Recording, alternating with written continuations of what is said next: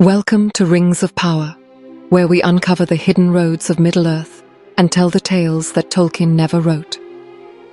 Before we begin, take a moment to let us know in the comments where you're watching from and what time of day or night this narration has reached you. Tonight, we follow one such path, where alliances are forged in silence and the true war of Middle-earth begins long before the first sword is drawn. In the dying light of the Second Age, when eagles no longer soar above the peaks of Tanicatil, and the songs of Valinor grow faint upon the western wind, a darkness stirs that goes unseen by mortal eyes. The great halls of Numenor echo with laughter and the clash of golden cups, while in the depths of Khazad-dûm, hammers ring against stone that should not be touched. Across the sundering seas, Galadriel stands upon the shores of Lindon, her eyes fixed not upon the horizon, but upon the shadows that gather in her own heart. The Second Age draws toward its climax, yet few understand that the greatest war has not yet begun. Not the war of the last alliance that will echo through the ages, not the battles that will paint the slopes of Mount Doom with the blood of kings. No. The war that approaches moves like mist through moonless valleys, silent as a blade drawn in darkness, terrible as the dreams that wake you gasping in the deep of night. This is the story of the Secret War, the war that could reshape every alliance, shatter every oath, and turn the very foundations of Middle-earth to ash before a single horn sounds the charge. In the deep places of the world, ancient powers stir. In the high towers of the mighty, whispers carry more weight than swords. And in the space between heartbeats, between the rise and fall of breath, destiny itself hangs by a thread that grows thinner with each passing moment. But what manner of war wages itself in silence? What if an enemy strikes without showing its face? What victory can be won before the battle has even begun? The answers lie buried in the deepest archives of Tolkien's imagination, scattered like jewels through letters never sent, drafts never published, and dreams that took shape only in the professor's most secret hours. From these fragments, we can piece together the terrible truth that Sauron's greatest victory was never meant to be won upon any battlefield. His masterstroke was always intended to unfold in shadow, in the spaces between words, in the doubt that creeps into the strongest heart when the darkness whispers its sweetest lies. The signs are already there, written in smoke above Orodruin, carved in the strange tides that wash Numenor's shores, hidden in the dreams that trouble the sleep of the wise. Ships vanish without sending word. Messengers disappear on roads they have traveled 1,000 times. In the great libraries of Armenelos, scholars discover that certain pages have been torn from books that have rested undisturbed for centuries, and no one can remember what words were written there. These are not random tragedies. They are not the common misfortunes that plague all mortal realms. They are the opening moves in a game so vast, so patient, so perfectly orchestrated that even the wise cannot see its true shape until the final piece has been placed upon the board. Consider the peculiar timing of recent events. Sauron's retreat from the Southlands came not after a crushing defeat, but after a revelation, the moment when his true nature was finally unveiled before those he had sought to deceive. A lesser Dark Lord might have raged against this setback, might have marshaled his armies for immediate vengeance. But Sauron is no mere tyrant drunk on power. He is the necromancer, the abhorred, the servant of Morgoth, who learned patience in the depths of Angband Bim Kusikin, while the world above burned. His withdrawal was not a retreat, it was a repositioning. In the aftermath of Mount Doom's eruption, as the Southlands transformed into the shadow realm that would one day be known as Mordor, the Free Peoples allowed themselves to believe they had won a victory. The immediate threat was ended. the deceiver was revealed. The rings of power, most of them, remained in friendly hands. But in their relief, they failed to ask the most crucial question of all. If Sauron possessed the knowledge and power to forge the eruption that created Mordor, what else might he have set in motion during his long masquerade as Halbrand? The answer lies not in what we saw, but in what we didn't see. Not in the conversations that played out beneath the light of day, but in the words whispered in darkness, the meetings that left no record, the seeds planted so deep that they would not sprout until the perfect moment arrived. Across the narrow sea that separates Númenor from Middle-earth, courtiers speak in hushed tones of strange dreams that have begun to trouble the king's sleep. Dreams of vast halls filled with light that never fades, of trees that bear fruit beyond the counting of years, of a realm where death holds no dominion and the bitter pain of loss never darkens any heart.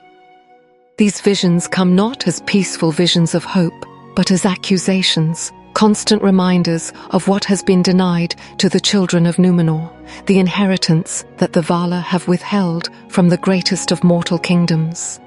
The faithful whisper that these dreams carry the taint of the shadow, that they are sent to stoke the fires of pride and discontent that have always smoldered in Númenorian hearts. But their voices grow fewer with each passing season, and those who speak too loudly of such concerns have begun to disappear, not arrested or executed, but simply gone. Their houses stand empty, their names are struck from the records, and when their friends ask what became of them, the questioners receive only blank stares and claims that no such persons ever existed. This too is not mere political persecution. It is surgery performed upon the very memory of a nation, the careful excision of every voice that might cry warning when the final darkness falls. But the tendrils of this secret war reach far beyond the shores of Númenor. In the deep halls of Khazad-dûm, where the dwarves delve ever deeper in their search for Mithril, strange reports filter up from the lowest levels. Miners speak of veins of ore that pulse with their own inner light, of chambers that echo with sounds that no pick or hammer made, of carvings that appear overnight in stone that has stood unmarked since the world was young. Prince Durin dismisses these tales as the fevered imaginings of workers who have spent too long in the deep places, breathing air thick with stone dust and the smoke of countless forges. But in the privacy of his own chambers, when he thinks no one is watching, he traces patterns in the air with his fingers, patterns that match, stroke for stroke, the carvings his miners claim to have found in the depths. And in Lindon, where the light of the two trees lives on in the ring Vilya that graces Gil-galad's hand, the High King finds himself troubled by news that should bring joy. Reports arrive daily of increased trade between the realms of Middle-earth, of diplomatic missions that strengthen old alliances, of cultural exchanges that bring the free peoples closer together than they have been since the elder days.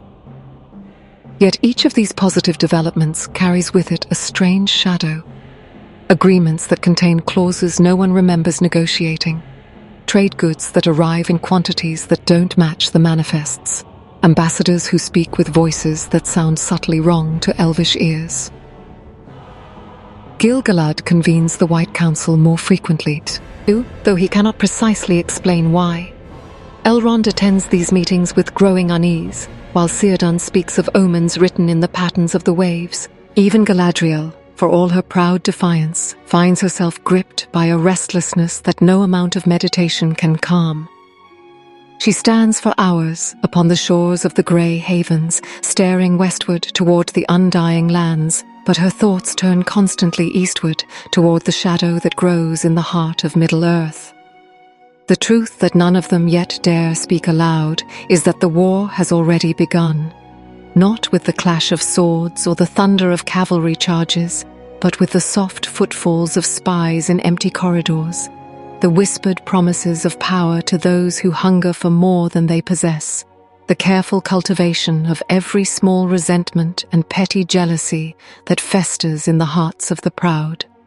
This is Sauron's true genius, Not the forging of rings or the raising of armies, but the patient corruption of the bonds that hold the free peoples together. He does not need to conquer their cities if he can turn their allies into enemies. He does not need to break their walls if he can convince them to open their gates from within. He does not need to defeat their armies if he can ensure that when the final battle comes, they will march not as united free peoples, but as scattered bands of former friends who can no longer trust each other enough to stand together against the dark. The signs are there for those with eyes to see them, but seeing is not enough. Understanding is not enough. Even knowledge, complete and perfect knowledge of the enemy's design, may not be enough to prevent what is coming. For the secret war is not merely a conflict of armies or nations. It is a war for the very soul of Middle-earth, fought in the depths of individual hearts, in the space between intention and action, in the terrible moment when good people choose to do evil things because they believe they have no other choice. And in the deepest forge of Orodruin, where the fires burn with heat that could melt the foundations of the world, a voice that once spoke fair words in the halls of Ostin Edil whispers to the flame, all wars begin in shadow, but this one will end in light. Yet even as these words echo through the caverns of Mount Doom, another truth emerges from the darkness, a truth that will shake the very foundations of everything the free peoples believe about their enemy and themselves. For the secret war that is about to unfold will reveal that the greatest threat to Middle-earth may not be the Dark Lord's hatred, but the terrible, world-ending power of his love. In the great library of Armanellus, where the accumulated wisdom of 40 kings gathers dust beneath crystal domes that catch and hold the light of Numenor's star, a scholar makes a discovery that will never be recorded in any official chronicle. Working by the light of a single candle in the hours before dawn, she traces her finger along the faded ink of a manuscript that purports to tell the true history of the downfall of the Numenorians, a manuscript that, according to every catalogue and record, should not exist for another 1,000 years. The text speaks of ships that sailed against the ban of the Valar, of a king whose pride grew so vast it challenged the authority of the gods themselves, of an island realm swallowed by waves that rose higher than the peaks of the Meneltama. But these are not prophecies or warnings. They are written in the past tense, as histories are written, as if these terrible events have already occurred, as if the scholar reading by candlelight is herself no more than a ghost haunting the ruins of a civilization that has already been swept away by the judgment of the West. The scholar's name is Miriel, and she will one day bear the crown of Numenor. But in this moment, she is only a young woman whose hands shake as she turns pale. Just that should not exist, reading words that describe her own death in waters that have not yet risen. The manuscript bears no author's name, no scribe's mark, no indication of how it came to rest among books that speak of the glorious past rather than the terrible future. It is simply there, as if it had always been there, waiting for the right eyes to find it in the darkness. But Miriel is not the only one to discover impossible texts in the deep hours of the night. Across the sea in Lindon, Elrond finds himself drawn to a collection of songs that claim to tell the story of the last alliance. Songs that speak of battles yet unfought, of heroes yet unborn, of a victory won at a price so terrible that even the immortal elves weep when they sing the final verses. The music is beautiful beyond description, yet it fills the heart with a sorrow that no beauty should be able to contain. These songs, like Miriel's manuscript, bear no mark of their origin. They appear to have been written in Elrond's own hand, though he has no memory of composing them. When he shows them to Gil-galad, the High King studies the parchment for a long moment before asking a question that chills both their hearts. If you did not write these, and I did not write these, Then who knew enough of what is to come to set these words to such sorrowful music? The answer, though neither speaks it aloud, hangs in the air between them like smoke from a distant fire. Someone, or something, has been walking through time itself, planting seeds of knowledge in places where they cannot possibly belong, preparing the ground for a harvest that has not yet been sown. This is the true nature of the secret war that unfolds around them.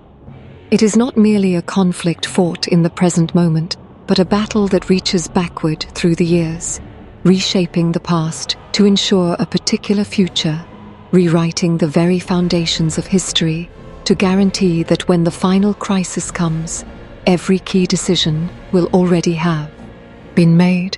Every crucial alliance will already have been poisoned. Every hope for victory will already have been transformed into the seeds of defeat. Sauron learned this technique from his former master, Morgoth, who understood that the most perfect victories are those that convince the defeated that they never had any chance of winning at all. But where Morgoth worked through brute force and overwhelming power, Sauron operates through subtlety and patience, through the careful manipulation of causality itself. He does not merely corrupt the present, he corrupts the past that gave birth to the present, ensuring that every path leads inevitably toward the darkness he desires. Consider the strange reports that have begun to filter back from the farthest reaches of Middle-earth. Merchants who trade along the borders of the waste tell of ruins that appear overnight, not ancient ruins weathered by centuries of wind and rain, but fresh ruins, as if great cities had been built and destroyed in the space between sunset and dawn. Rangers returning from long patrols speak of roads that lead to destinations that do not exist, of maps that change while no one is looking, of stars that shine in patterns that match no constellation known to the lawmasters of any realm. These anomalies might be dismissed as the fevered imaginings of men who have spent too long in the wild places, were it not for the fact that similar disturbances are being reported from the most civilized corners of the world. In the archives of Rivendell, scribes discover that certain pages in the most treasured manuscripts have been rewritten in a hand that none of them recognize, yet which bears an uncanny resemblance to their own. In the forges of Ostin Edil, smiths find that tools they remember crafting themselves now bear makers' marks they do not recall inscribing.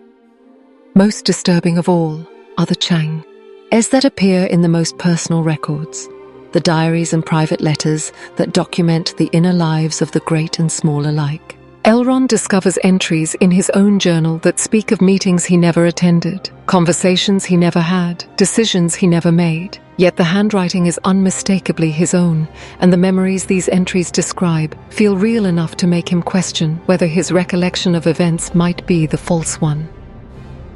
Galadriel experiences something even more unsettling. She finds among her possessions a collection of letters written in her own hand, addressed to someone whose name she cannot quite remember, but whose face haunts her dreams.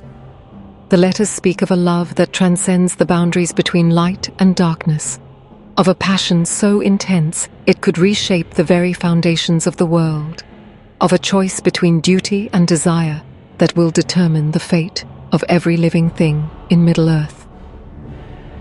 The letters are signed with her name, sealed with her personal sigil, written in the private script she developed in her youth and has never taught to another soul.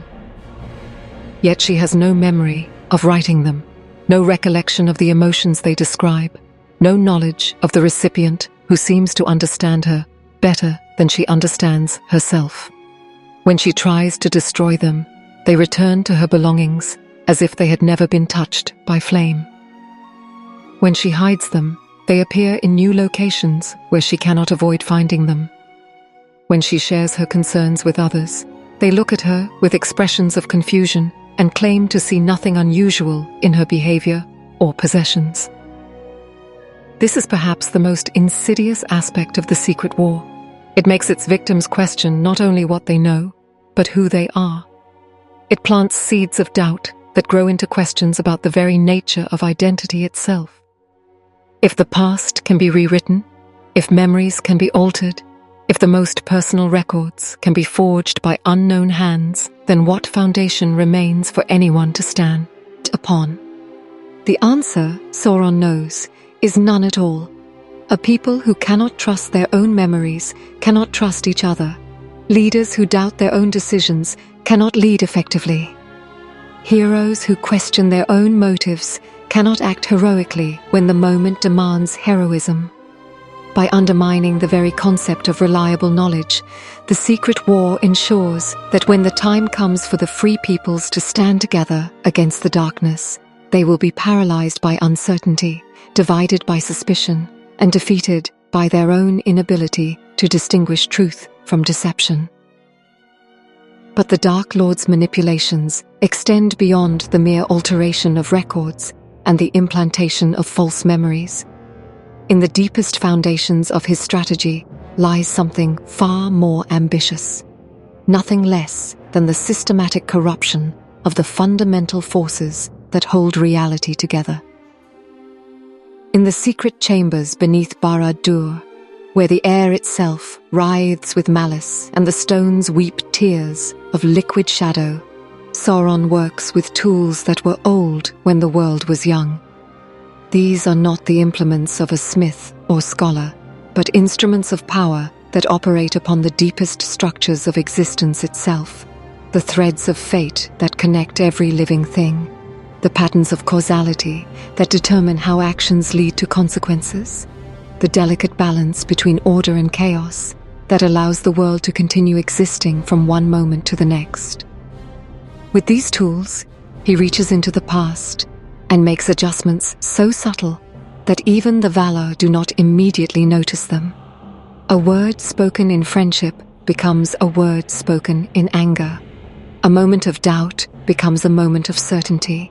A choice that led to cooperation becomes a choice that leads to conflict. Each change is small, almost insignificant in itself, but taken together they form a web of alterations that transforms the entire trajectory of history. The process requires incredible patience and precision. Change too much, too quickly, and the contradictions will become apparent to those with the wisdom to recognize them.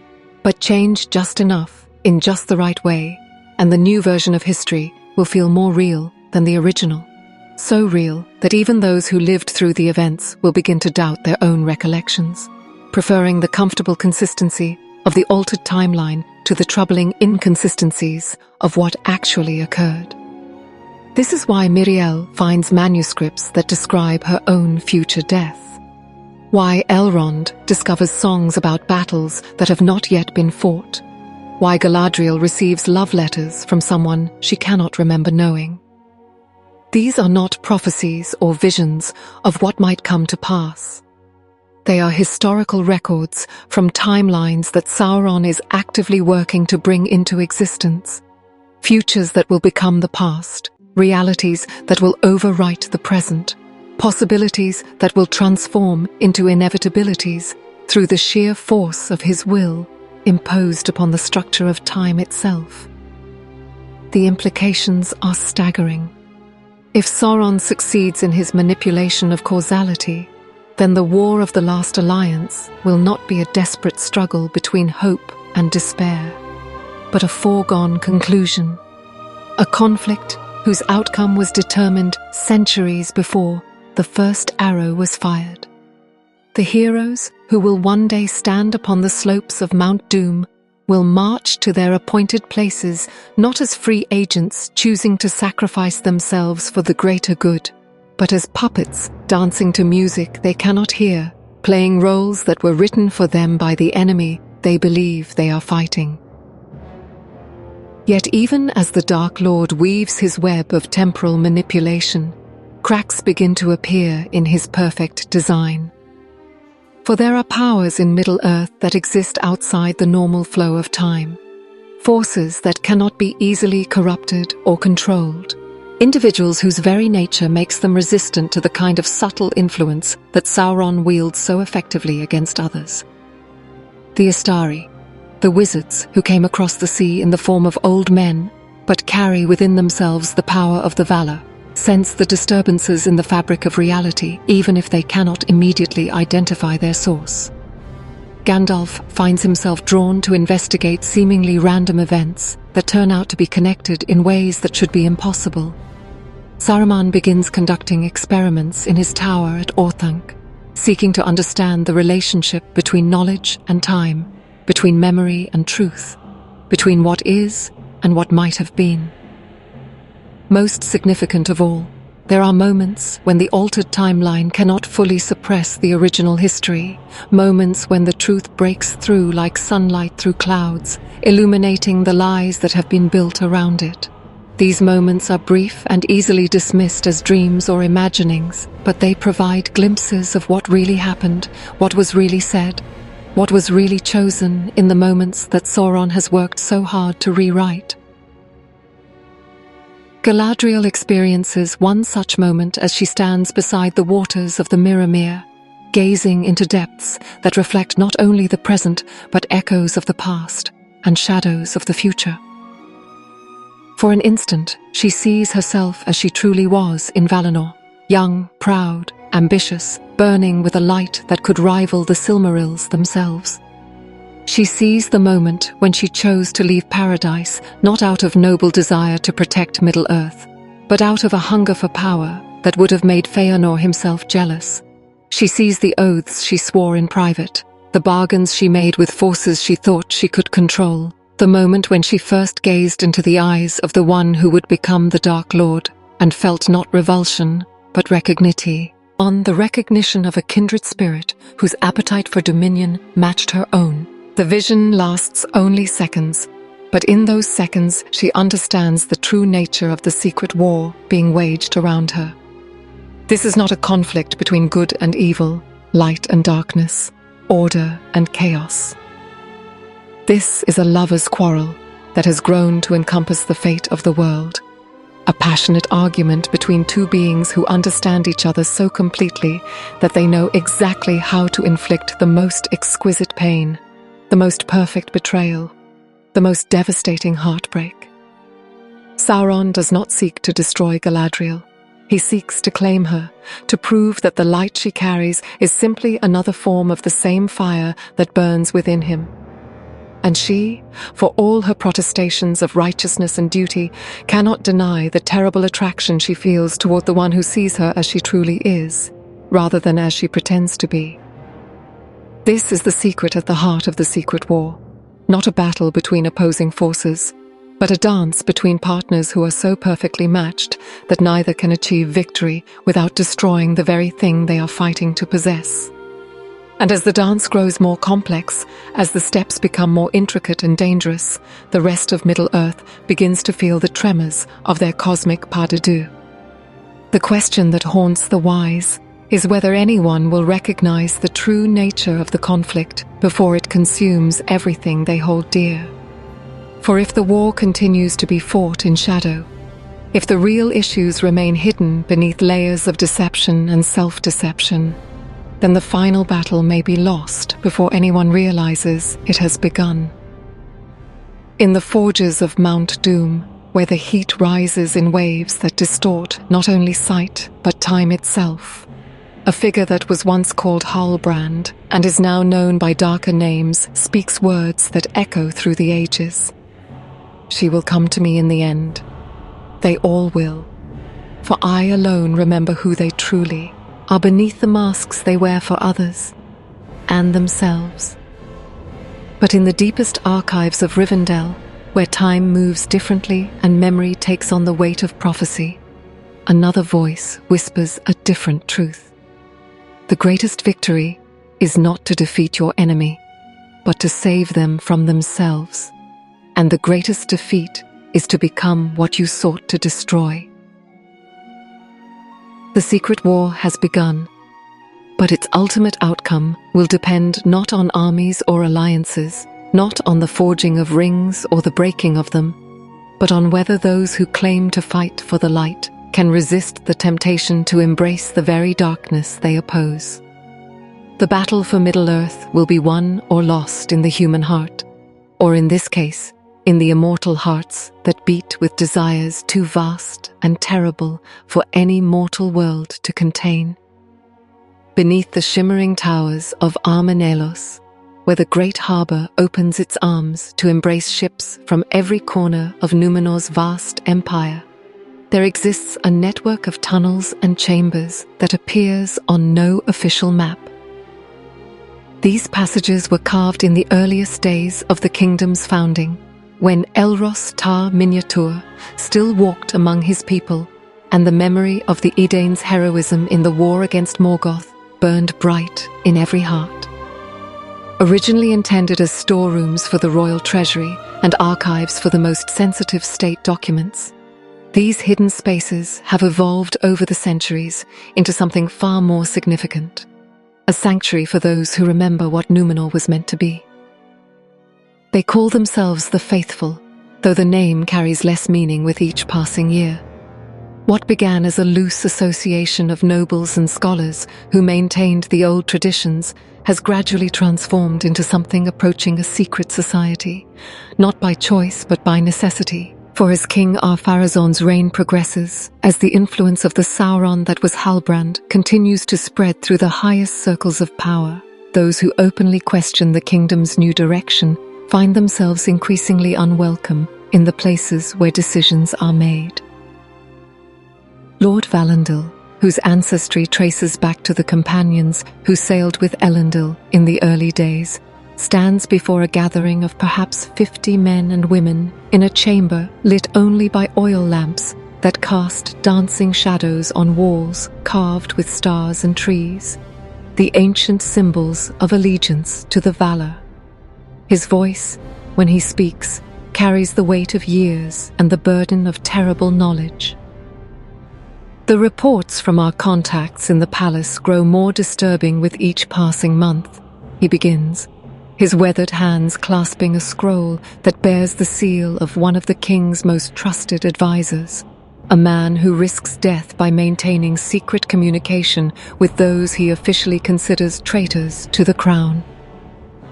The king speaks openly now of expeditions to the Undying Lands, not diplomatic missions or pilgrimages, but military expeditions, conquest disguised as exploration.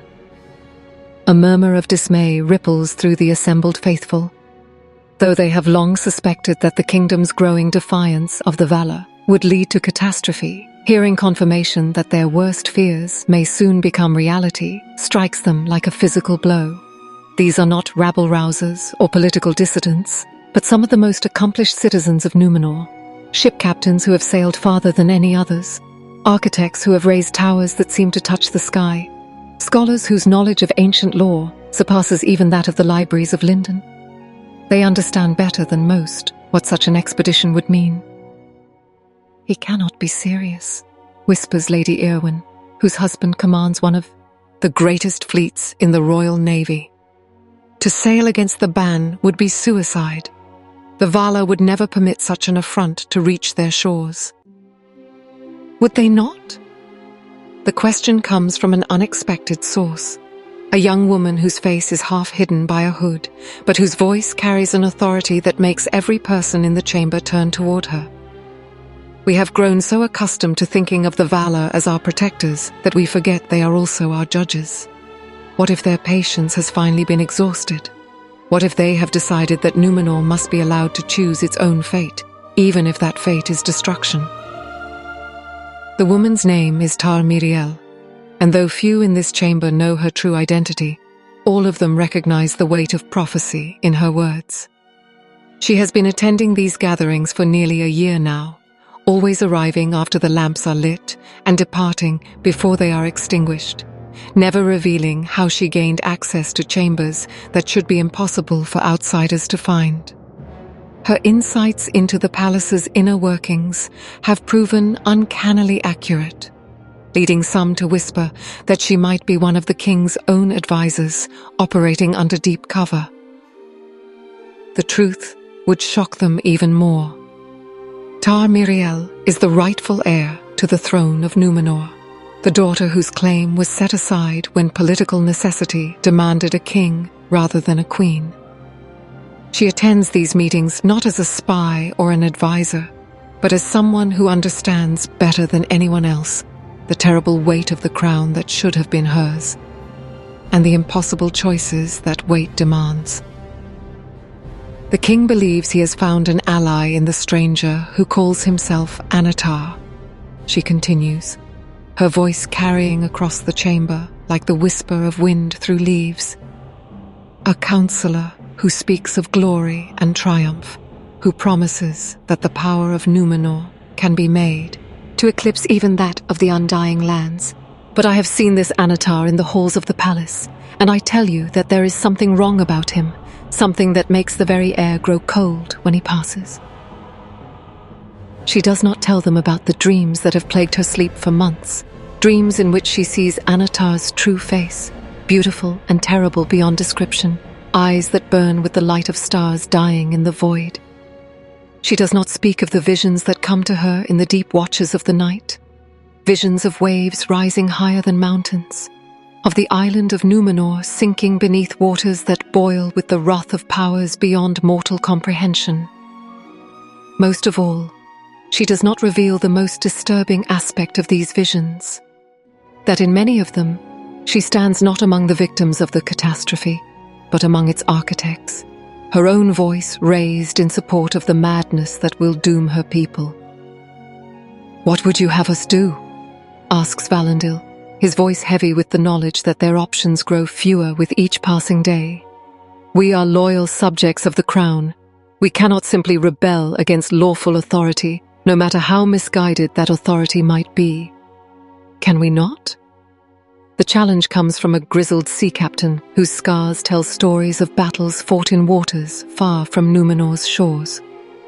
If the king's authority leads to the destruction of everything we hold dear, then perhaps loyalty itself becomes a form of betrayal, betrayal of our children, our ancestors, and the very principles that made Numenor great in the first place. The debate that follows reveals the central tragedy of the faithful. They are caught between their devotion to the ideals that founded their kingdom and their loyalty to the institutions that have preserved it. They love Numenor too much to abandon it, but they also love it too much to watch it destroy itself without resistance. The result is a pars, Alice's that grows more complete with each meeting, each report of the king's latest excess, each sign that the kingdom moves inexorably toward a cliff from which there can be no return. What they do not realize is that their paralysis is not accidental. Every report that reaches them, every piece of intelligence that confirms their worst fears, every glimpse of the disaster approaching their homeland, all of it has been carefully orchestrated by the same mind that whispers poison in the king's ear. Sauron understands that the most effective way to neutralize potential resistance is not to destroy it, but to trap it in a web of impossible choices that render action meaningless. The faithful receive just enough accurate information to confirm that their concerns are justified, but never enough to suggest an effective course of action. They are allowed to meet in secret, permitted to maintain their network of contacts, even encouraged to recruit new members, because Sauron knows that a resistance movement that spends all its energy on talking rather than acting is more useful to his purposes than no resistance movement at all.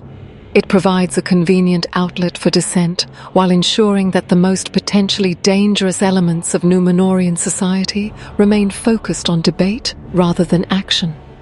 More insidiously, the very existence of the faithful serves Sauron's larger purpose of dividing the kingdom against itself.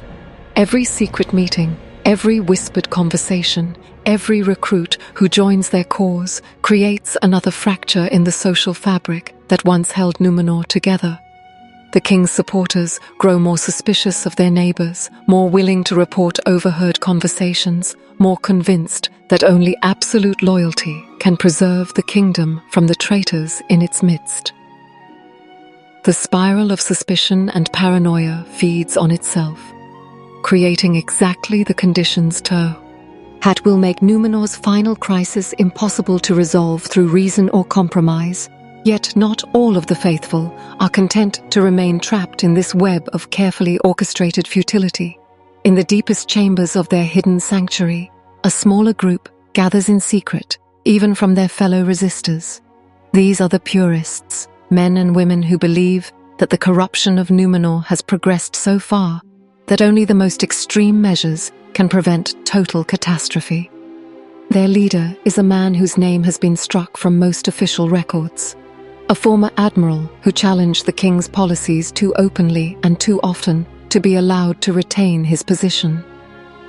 Elendil the Tall stands nearly 7 feet in height, with eyes that have seen the curve of the world from the decks of ships that sailed beyond the edge of every map. When he speaks, his voice carries the authority of someone who has commanded vessels in storms that would have destroyed lesser sailors, who has faced down sea monsters and worse things that swim in the deep waters where no land is visible in any direction. The time for half measures is past, he tells the 24 men and women who form his inner circle, his words cutting through the chamber like a blade through silk. The king will not be dissuaded by petitions or protests. The Valar will not intervene until it is too late. If Numenor is to be saved, it must be saved by Númenóreans, and if it cannot be saved, then at least some part of what it represents must be preserved. The plan he outlines is breathtaking in its audacity and terrifying in its implications. Ships are to be prepared in secret, loaded with supplies and provisions for a voyage that may last years. The most precious artifacts of Númenórean civilization, the books, the artwork, the seeds of the great trees that grow nowhere else in the world, are to be gathered and preserved. Most importantly, families are to be quietly relocated to coastal settlements where they can board these ships quickly when the moment of crisis arrives. "You speak of abandoning our homeland," objects one of the listeners, a woman whose family has served the crown for 20 generations. How is that different from the desertion our enemies accuse us of? Elendil's response reveals the depth of his understanding of what approaches their kingdom. Because there is a difference between abandoning something you love and preserving it in the only way that remains possible. Numenor, as we have known it, is already gone. The question is whether anything of its spirit will survive to be reborn in some new land. The preparations begin immediately, conducted with a secrecy that makes their earlier conspiracy seem open by comparison. Trusted ship captains are approached with carefully worded offers to participate in trading expeditions to distant shores. Craftsmen are commissioned to create portable copies of the kingdom's most important documents and artifacts. Families are given reasons to relocate to ports and harbors without being told the true purpose of the move. Most challenging of all is the selection of who will be saved and who will be left behind. For even Elendil's most optimistic estimates suggest that the ships he can prepare will have room for perhaps 1 person in 50 from Númenor's total population. The choices they face are impossible. How do you decide which children deserve to live and which must be abandoned to whatever fate awaits the island? How do you choose between a master craftsman whose skills will be essential for rebuilding civilization and a simple farmer whose goodness of heart makes him more worthy of salvation than a dozen nobles? In the end, they decide to save as many as they can and trust that Providence will guide their choices. But the weight of those choices haunts everyone involved in the preparations, creating a shard of guilt that will follow the survivors across whatever ocean they must cross to find safety. As the preparations continue, disturbing reports reach them from their contacts still embedded in the palace hierarchy. The king's plans for an expedition to Valinor are advancing more rapidly than anyone expected. Ships are being built not in the traditional shipyards, where such construction would be visible to the general population, but in hidden coves and protected harbors where the work can proceed in secrecy. The vessels being constructed are unlike anything in Númenor's long tradition of shipbuilding, massive beyond any previous scale, armed with weapons that seem designed more for war than exploration, equipped with supplies for voyages that could last decades. Most ominous of all are the reports of who will crew these vessels. Rather than drawing from the kingdom's experienced mariners, the king appears to be assembling crews from among his most fanatical supporters, men and women whose loyalty to the crown outweighs their respect for the sea, whose devotion to the kingdom's glory blinds them to the practical realities of oceanic navigation. These are not sailors, but zealots, not explorers, but crusaders, not seekers of new lands, but instruments of a will that has grown too vast and terrible for any mortal realm to contain. The irony is lost on none of the faithful who learn these details. Numenor, the greatest maritime civilization in the history of Middle-earth, is preparing to launch its most ambitious voyage under the command of people who understand ships only as vehicles for ambition, rather than as partners in the eternal dance between human will and natural force. The expedition is doomed before it begins, not by the opposition of the valor, but by the fundamental incompetence of those who conceive it as an expression of power, rather than an exercise in seamanship. Yet this incompetence may prove to be a blessing in disguise. If the king's great fleet founders in ordinary storms before it ever approaches the undying lands, if the expedition fails through natural causes rather than divine intervention, then perhaps the catastrophe that threatens all of Numenor might be averted. The kingdom would suffer a great humiliation.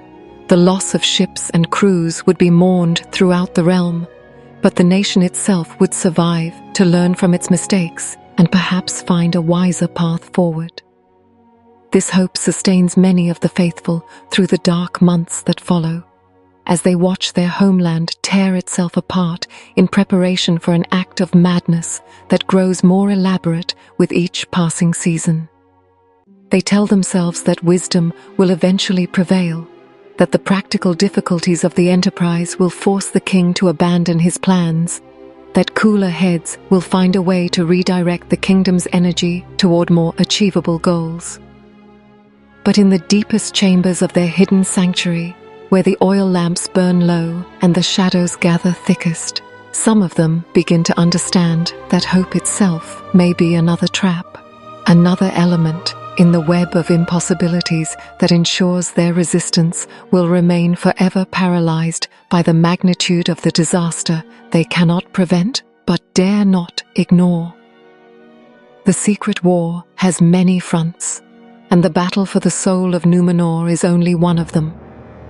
But it may prove to be the most crucial, for if the greatest kingdom of mortal men can be turned against the powers that created it, if the faithful can be reduced to passive observers of their own civilization's suicide, then what hope remains for the smaller realms that look to Numenor for leadership and inspiration? In the palace above, where golden light streams through windows that frame views of harbors filled with ships preparing for an impossible voyage, a voice that once spoke wisdom in the halls of Ost-in-Edhil murmurs words of encouragement to a king whose dreams have grown larger than the world can hold. Let them whisper in their secret chambers. Let them make their little plans. They will learn, as all must learn, that there is no power in Middle-earth or beyond it that can stand against the will of those who dare to seize their destiny. But in the darkness below, where the descendants of the greatest heroes of the First Age gather to preserve what can be preserved of their dying civilization, another voice whispers a different truth.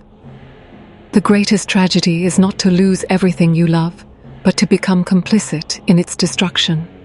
The choice we face is not between victory and defeat, but between remembering who we were meant to be and forgetting it so completely that survival itself becomes meaningless.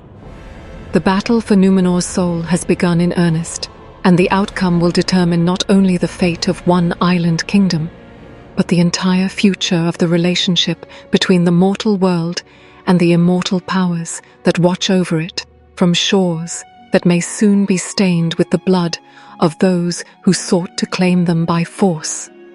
In the deepest shafts of Khazad-dûm, where the echoes of hammers have rung for centuries beyond counting, and the very stones seem to pulse with the rhythm of industry, something new stirs in the darkness below.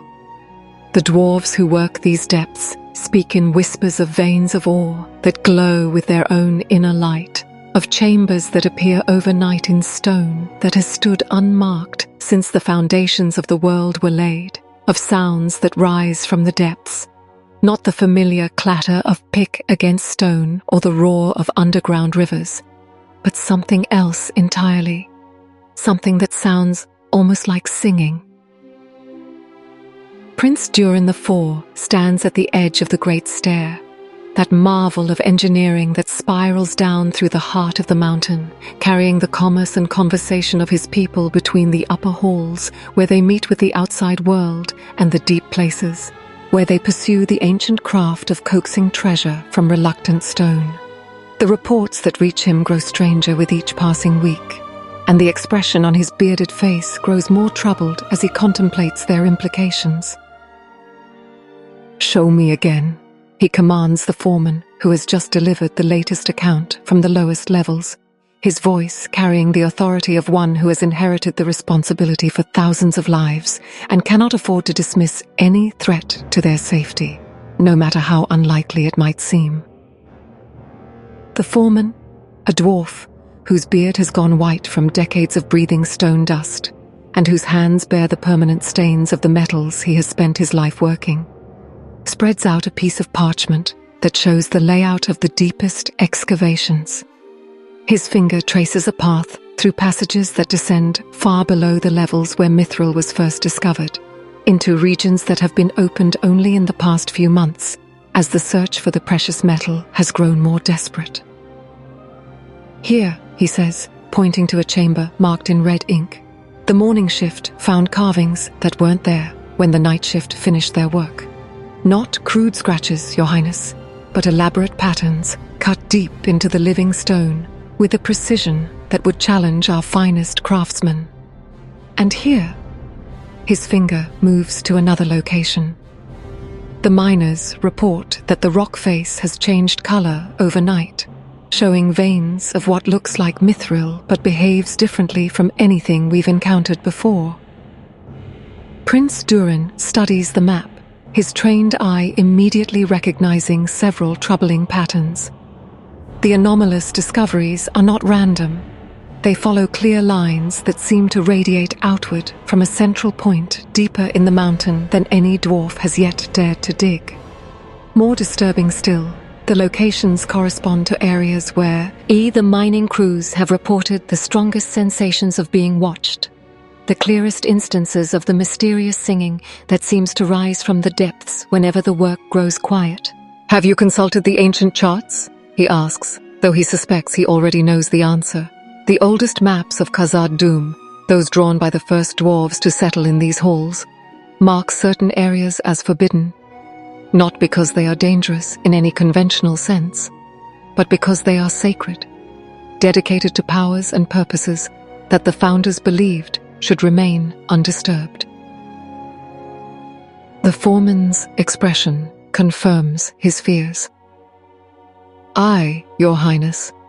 Every one of these new discoveries lies within the boundaries marked on the old maps as problematic. But the mithril veins run straight through those areas. If we're to meet the quotas needed for trade with the elves, if we're to maintain the prosperity that has made Khazad-dûm the envy of every dwarf realm in Middle-earth, then we have little choice but to continue digging." This is the heart of the dilemma that has kept Prince Durin awake for more nights than he cares to count. The kingdom of the dwarves rests upon a foundation of stone and metal, but its prosperity depends on trade relationships that require a constant supply of the most precious materials. The elves of Lindon offer knowledge, protection, and goods that cannot be obtained elsewhere, but they pay only in exchange for mithril of a quality and quantity that pushes the limits of what the mines can produce. The pressure to increase production has led to the opening of new shafts in areas that previous generations chose to leave untouched. The official justification is economic necessity. The kingdom must adapt to changing circumstances or risk being left behind as trade routes shift and new alliances form. But Prince Durin suspects that deeper forces are at work, that the urgency driving these excavations comes not from natural market pressures, but from influences that operate in the shadows, manipulating events to serve purposes that have nothing to do with dwarf prosperity. The truth, though he does not yet fully understand it, is that the expansion of mining operations in Khazad-dûm is part of Sauron's larger strategy of awakening powers that have slept since the First Age. Powers that once roused will prove impossible to control or contain. The Dark Lord remembers the ancient binding spells that Morgoth placed in the deep places of the world, seals that keep prisoner entities whose release would tilt the balance of power in Middle-earth toward darkness. He cannot break these seals directly, for they were wrought with power that even he does not possess. But he can manipulate events so that others will break them unknowingly, believing themselves to be acting in service of progress and prosperity. The strange ore that glows with its own inner light is not mithril at all, but something far older and more dangerous. Fragments of the original substance from which Morgoth forged his most terrible servants. Matter that retains a spark of the malice and cunning that once animated the Balrogs and other creatures of shadow. Each time the miners extract these fragments, each time they expose them to the air and light of the upper world, they weaken the barriers that have kept darker things at bay. The singing that rises from the depths is not the voice of the mountain itself, as some of the miners have suggested, but the sound of ancient entities stirring from slumber that has lasted for millennia. They are not yet awake, not yet free to act, but their dreams are beginning to bleed through into the waking world, influencing the thoughts and decisions of those who work above them. The compulsion to dig deeper, to extract more ore regardless of the consequences, does not arise from dwarf nature alone, but from the subtle pressure of minds that have been dreaming of freedom for centuries, beyond counting. Prince Durin feels this pressure himself, though he does not recognize its source. When he studies the mining reports, when he walks through the new excavations, when he holds samples of the strange glowing ore in his hands, something in his mind whispers that greater treasures lie just beyond reach, that one more level, one more shaft, one more breakthrough will unlock riches beyond imagination. The whisper is so quiet, so reasonable, so perfectly aligned with his legitimate concerns for his people's welfare, that it feels like his own thoughts rather than an external influence. This is perhaps the most insidious aspect of the Secret War as it unfolds in Khazad-dûm. The enemy's victory will come not through conquest or corruption, but through the simple process of convincing the dwarves to do what they are naturally inclined to do anyway. No force or coercion is required. The miners want to mine, the craftsmen want to work with rare materials, the prince wants to ensure his people's prosperity. All that is needed is to provide them with reasons to pursue these natural inclinations just a little further than wisdom would dictate. But there are others in Khazad-dûm who sense that something is amiss, even if they cannot articulate the nature of their concerns. Chief among these is Disa, Prince Durin's wife, whose connection to the mountain runs deeper than even her husband's. She possesses the rare gift of stone singing, the ability to hear the voice of the mountain itself and interpret its moods and warnings. It is a talent that appears perhaps once in a generation, and those who possess it are regarded with a mixture of reverence and unease by their fellow dwarves. When Disa places her hands against the walls of the deepest shafts, when she listens to the echoes that rise from the new excavations, she hears discord where there should be harmony. The mountain's song, which has remained constant through all the centuries of dwarf habitation, has developed new themes, dark melodies that seem to pull the music toward resolutions that fill her with inexplicable dread. The mountain is troubled, she tells her husband, as they stand together in their private chambers, her voice carrying the certainty of one who has spent years learning to interpret the subtle communications that flow through stone and metal. Not angry, not threatened, but conflicted, as if it is being asked to choose between loyalties that it has never had to balance before. Prince Durin wants to dismiss her concerns as the product of imagination stressed by the pressures they both face. but he has learned, through years of marriage, to trust his wife's insights, even when he cannot understand them. What kind of loyalties? What choice could the mountain possibly face? Disa's answer reveals the depth of her understanding of the forces at work around them. The choice between serving those who dwell within it and serving something that dwells beneath it. The mountain has been our ally for centuries because we work with it rather than against it, because we take only what it offers and respect the boundaries it sets. But something is asking it to ignore those boundaries, to give access to chambers that were sealed for good reason. She does not tell him about the dreams that have begun to plague her sleep, dreams in which she sees vast halls filled with fire that burns without fuel, creatures of shadow and flame moving through passages carved from the living rock, voices that speak in languages that predate the awakening of any mortal race. These visions come to her not as warnings of possible futures, but as memories of an ancient past, moments from the earliest days of the world when Morgoth's power extended into every deep place and darkness reigned in halls that know, who echo with the songs of her people. The dreams would be disturbing enough if they remained simply visions of what once was, but Disa has begun to recognize details in them that match the reports coming from the new excavations.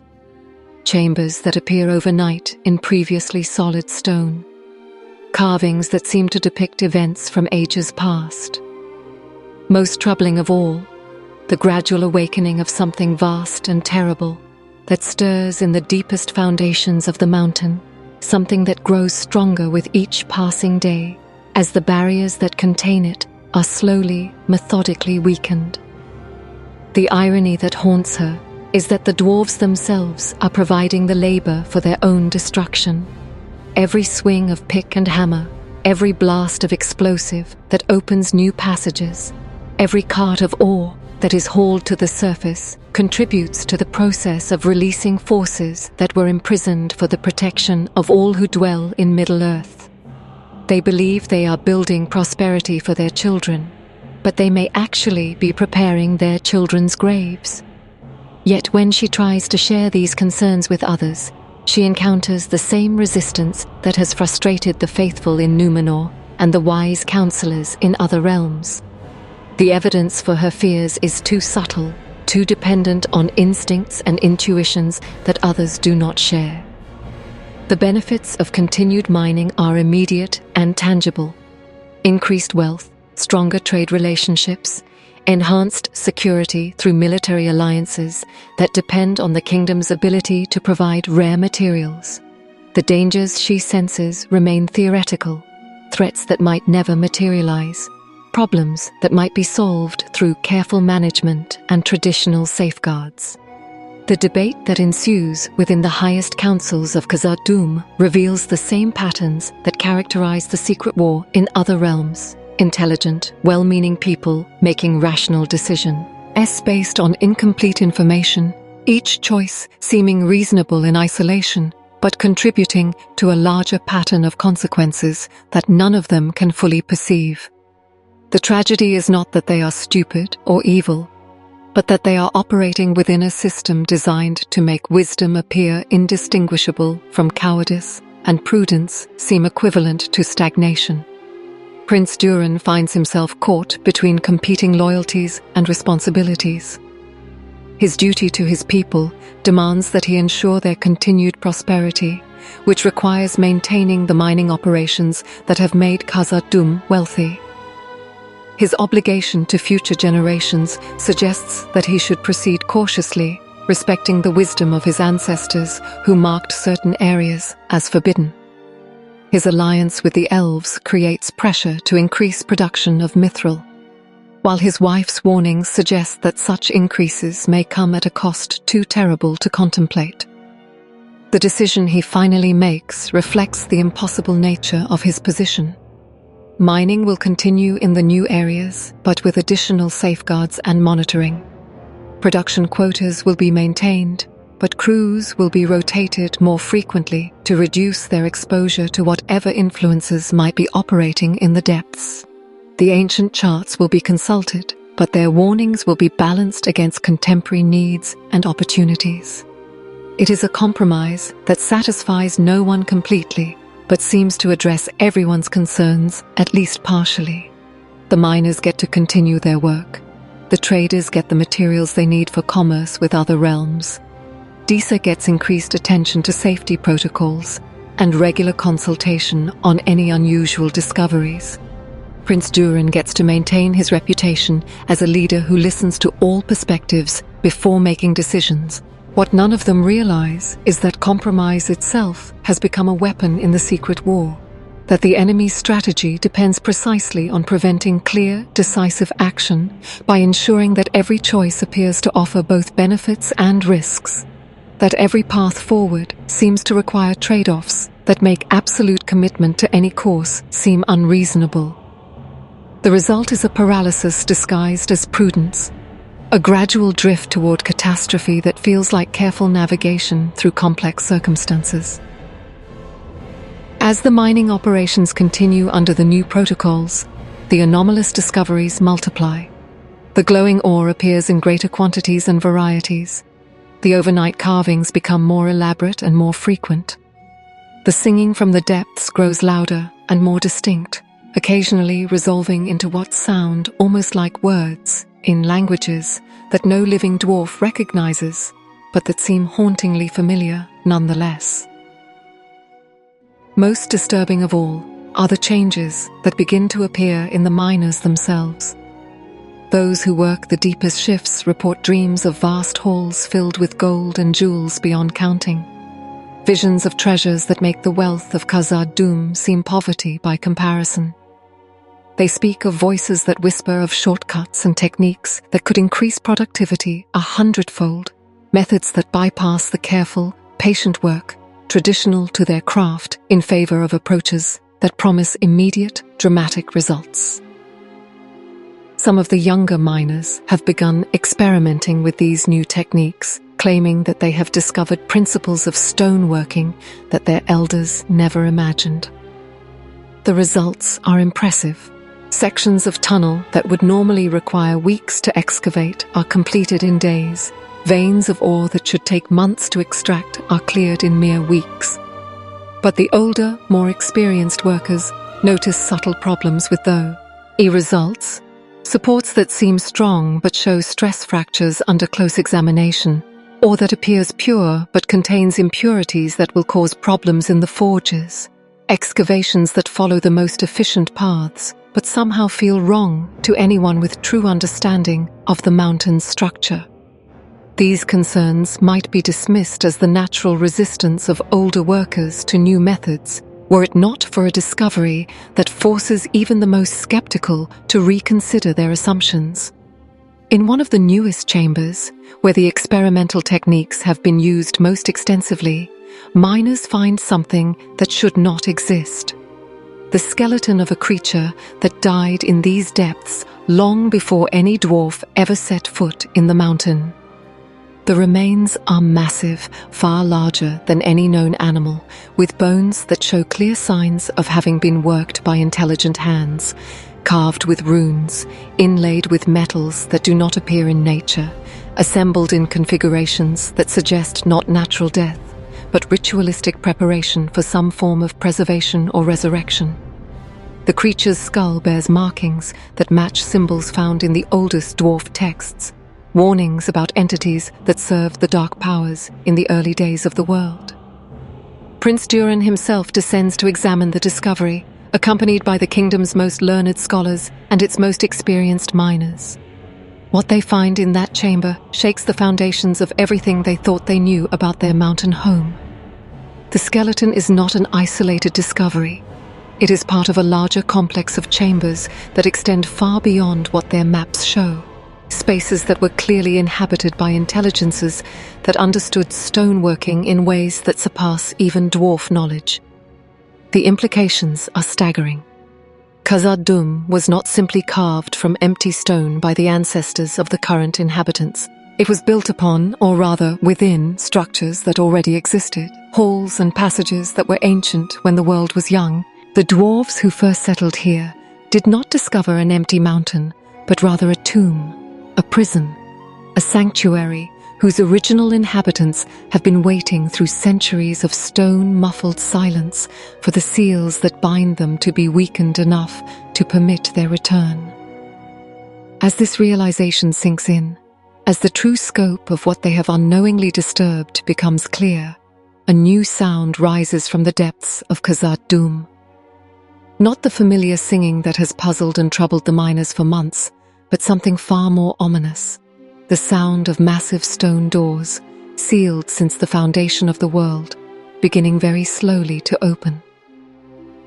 In the deepest chamber of all, where the heat rises not from any earthly forge, but from fires that burn with the malice of ages, something that has waited in darkness since the fall of Morgoth stirs from its long slumber and whispers words that echo through stone and metal, through dream and waking thought. I have been patient. I have been still. But the time of waiting is ended, and the time of fire has come again. The secret war in Khazad Dûm is about to become something far more direct and terrible than anyone imagined. And the question that will determine the fate not only of the Dwarf Kingdom, but of all Middle-earth, is whether the forces of light can respond quickly enough to contain what the forces of darkness have spent centuries preparing to unleash. Upon the shores of Lindon, where the light of Gil-galad's ring mingles with the fading radiance of the two trees and creates twilight that has no equal in all the circles of the world, Galadriel stands motionless as carved marble, her eyes fixed upon horizons that exist beyond the reach of mortal sight. The waves that break against the rocks at her feet carry whispers from across the sundering seas, not the voices of gulls or the songs of whales, but something far more ancient and infinitely more troubling. 3 days she has maintained this vigil, taking neither food nor water, speaking to none who approach her with messages from Gil-galad or Elrond or the other lords of the realm. Her brothers-in-arms have learned to recognize these periods of deep meditation, times when she withdraws so completely into communion with powers beyond the physical world that her body seems more like a statue awaiting the return of its animating spirit than a living being capable of ordinary conversation. But this vigil is different from those that have come before. Where previous meditations brought her insight into the movements of their enemies, or guidance concerning the choices that lay before the free peoples, this time she finds only questions that grow more disturbing the deeper she delves into the currents of possibility that flow around the present moment like rivers around stones. The visions that come to her are fragmentary, contradictory, impossible to reconcile with any understanding of time or causality that she has developed through her long years in Middle-earth. She sees herself as she was in Valinor, young and proud and burning with ambitions that made even Feanor seem modest by comparison. She sees herself as she might become, ancient beyond measure, wielding power that could reshape the foundations of the world, ruling from a throne that casts shadows across realms she has never visited. She sees herself as she is now, standing on these shores, but the reflections in the water show not her own face, but another's, beautiful beyond description, terrible beyond endurance, eyes that hold the light of stars, dying in the void. Most disturbing of all are the visions that seem to come not from possible futures, but from suppressed memories, moments that she cannot quite place in the chronology of her own life, but that feel more real than the stone beneath her feet. She remembers conversations that never took place, promises that were never made, oaths that were never sworn. She remembers a voice that spoke to her in languages that predate the awakening of any mortal race, words that offered her dominion over everything she had ever desired and everything she had never dared to desire. The voice returns to her now as she stands upon the shores of Lindon, not as memory, but as immediate presence, speaking words that seem to rise from the depths of her own heart, rather than from any external source. You have suffered long enough. You have denied yourself long enough. The time has come to claim what was always rightfully yours. She does not respond, does not acknowledge the voice's presence, but neither can she dismiss it as imagination or the product of exhaustion. It speaks with an intimacy that suggests perfect knowledge of her deepest thoughts, her most carefully guarded secrets, the desires that she has spent centuries learning to suppress or sublimate into service to causes greater than herself. You remember, the voice continues, and with the words come images that she cannot deny or forget. You remember the moment when you first looked upon the light of the two trees and knew that you were meant for something greater than following in the footsteps of others. You remember the fire that burned in your heart when you realized that the powers you possessed were constrained not by any natural limitation, but by the expectations of those who feared what you might become if you were permitted to pursue your true potential. The memories that surface are not comfortable ones. She sees herself in the halls of Tyrion, listening to the debates of the Valar with growing frustration as they speak of patience and wisdom and the gradual unfolding of purposes too vast for any individual to comprehend. She remembers the moment when she understood that their caution was not born of superior knowledge but of fear. Fear that the children of Ilúvatar might surpass their creators, might discover powers and purposes that would make the careful hierarchies of Valinor seem like the games of children. You came to Middle-earth not to serve others, but to discover what you were capable of becoming when freed from their limitations, the voice whispers, and she cannot deny the truth in its words.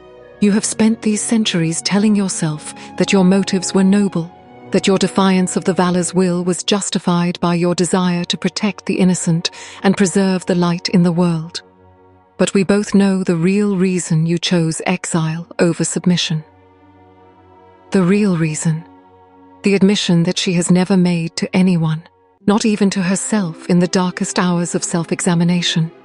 She came to Middle-earth not as a servant of the light, but as a seeker of power, not as a protector of the innocent, but as one who refused to accept the role that others had chosen for her.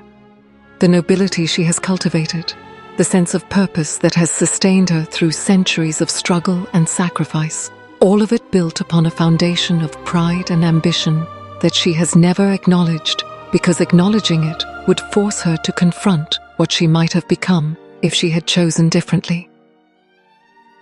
What I might have become, she whispers aloud, and the words carry across the water like ripples from a stone dropped into still depths. What I still might become. The voice that answers seems to come from everywhere and nowhere, from the waves and the wind and the light itself. You already know. You have always known. The only question is whether you will continue to deny your true nature or finally embrace it. With these words comes a vision that strips away every pretense, every self-deception, every comfortable lie that has allowed her to believe herself a hero in the great struggle between light and darkness. She sees herself not as she appears to others, but as she truly is. A being of such immense power and ambition that the fate of worlds hangs upon her merest whim. Constrained not by any external force, but only by her own refusal to claim what she has always possessed the strength to take. The vision expands, showing her what she could accomplish if she were willing to set aside the limitations she has imposed upon herself. She could bring order to the chaos that consumes Middle-earth, could end the suffering of innocence by taking upon herself the burden of ruling wisely and well.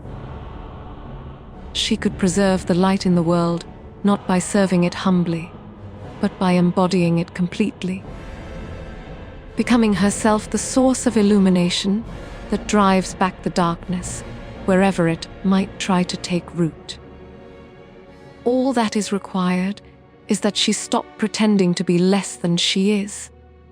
Stop accepting the roles that others have chosen for her. Stop believing that power is inherently corrupting, rather than simply the natural expression of her true self.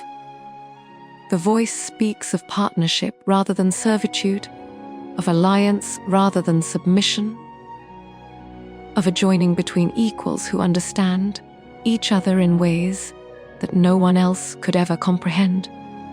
He offers what no other can offer, she realizes, and even as the words form in her mind, she understands who must be, though no name has been spoken. He offers to see me as I truly am, rather than as others need me to be. This is the heart of the temptation that has haunted her across the centuries. Not the promise of power for its own sake, but the promise of being truly known and accepted without reservation or judgment.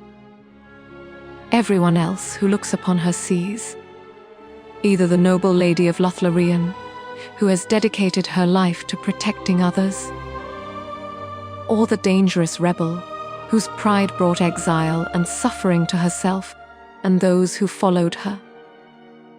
None of them see the complex reality that encompasses both aspects and transcends the simple categories of good and evil that mortals use to make sense of a world too large and strange for their comprehension. Only one being in all of Middle Earth possesses the knowledge and understanding necessary to perceive her as she actually is rather than as others need her to be. Only one has walked paths similar to her own, has faced choices that echo the ones that brought her into exile, has discovered what it means to be constrained not by lack of power, but by the expectations of those who cannot imagine the full scope of what power might accomplish in the hands of someone willing to use it without reservation. The recognition of this kinship fills her with emotions too complex to name. Relief at finally being understood, terror at being seen so clearly, longing for connection with someone who shares her nature, revulsion at what such connection might require her to become. The war between these feelings tears at her with an intensity that makes physical pain seem trivial by comparison. "I will not," she says aloud, her voice carrying across the water with force that sends waves crashing higher against the rocks. "Whatever you offer, whatever you promise, whatever truth you reveal about my nature, I will not join you in darkness." The laughter that answers her carries no mockery, no scorn, no anger at her refusal. Instead, it holds something far more dangerous: affection, understanding, infinite patience. "But my dear one, who speaks of darkness, who mentions joining?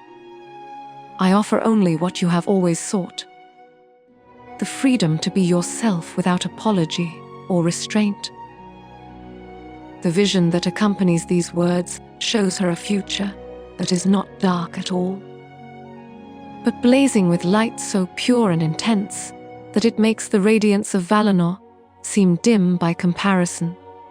She sees herself ruling, not through fear or oppression, but through wisdom so perfect that her subjects serve her not because they must, but because they cannot imagine any greater joy than contributing to the realization of her will. She sees Middle Earth transformed into something that surpasses even the undying lands, a realm where every inhabitant reaches their fullest potential, where suffering exists only as a distant memory, where the light that she embodies illuminates every corner of creation. "This is what you could build," the voice whispers, "if you were willing to stop limiting yourself to methods that others approve of. This is what you could become if you embraced your true nature, instead of constraining it to fit the expectations of those who lack your vision and your power." The offer is not for her to serve darkness, but to transcend the very categories of light and darkness, to become something so far beyond such simple distinctions that the moral frameworks of others become irrelevant. She would not rule through tyranny, but through such perfect wisdom that the concept of resistance would become meaningless. She would not destroy her enemies, but transform them into willing allies who recognize the superiority of her vision and devote themselves gladly to its realization. It is a seductive vision precisely because it offers her everything she has ever wanted, while requiring her to sacrifice nothing that she truly values. She would retain her love for the light, her desire to protect the innocent, her commitment to order and justice and beauty. She would simply be free to pursue these goals without the constraints imposed by those who lack her understanding of what such pursuits might require. The only sacrifice demanded is that she abandon the pretense that others are qualified to judge her actions or limit her choices. She must accept that her power places her beyond the moral categories that apply to lesser beings, that her wisdom gives her the right and responsibility to make decisions that others cannot understand, that her nature as one of the elder, and more than elder, exempts her from the restrictions that properly apply to those who lack her gifts and knowledge. You have already accepted this truth in your heart. The voice continues, and she cannot deny the accuracy of the observation. Every time you have acted without seeking permission from Jill, Galad or Elrond, or the Valar themselves, every time you have trusted your own judgment over the counsel of others, every time you have taken responsibility upon yourself, rather than waiting for others to grant you authority. You have been practicing for centuries to become what I offer you the chance to be openly, and without reservation. The revelation strikes her with the force of a physical blow.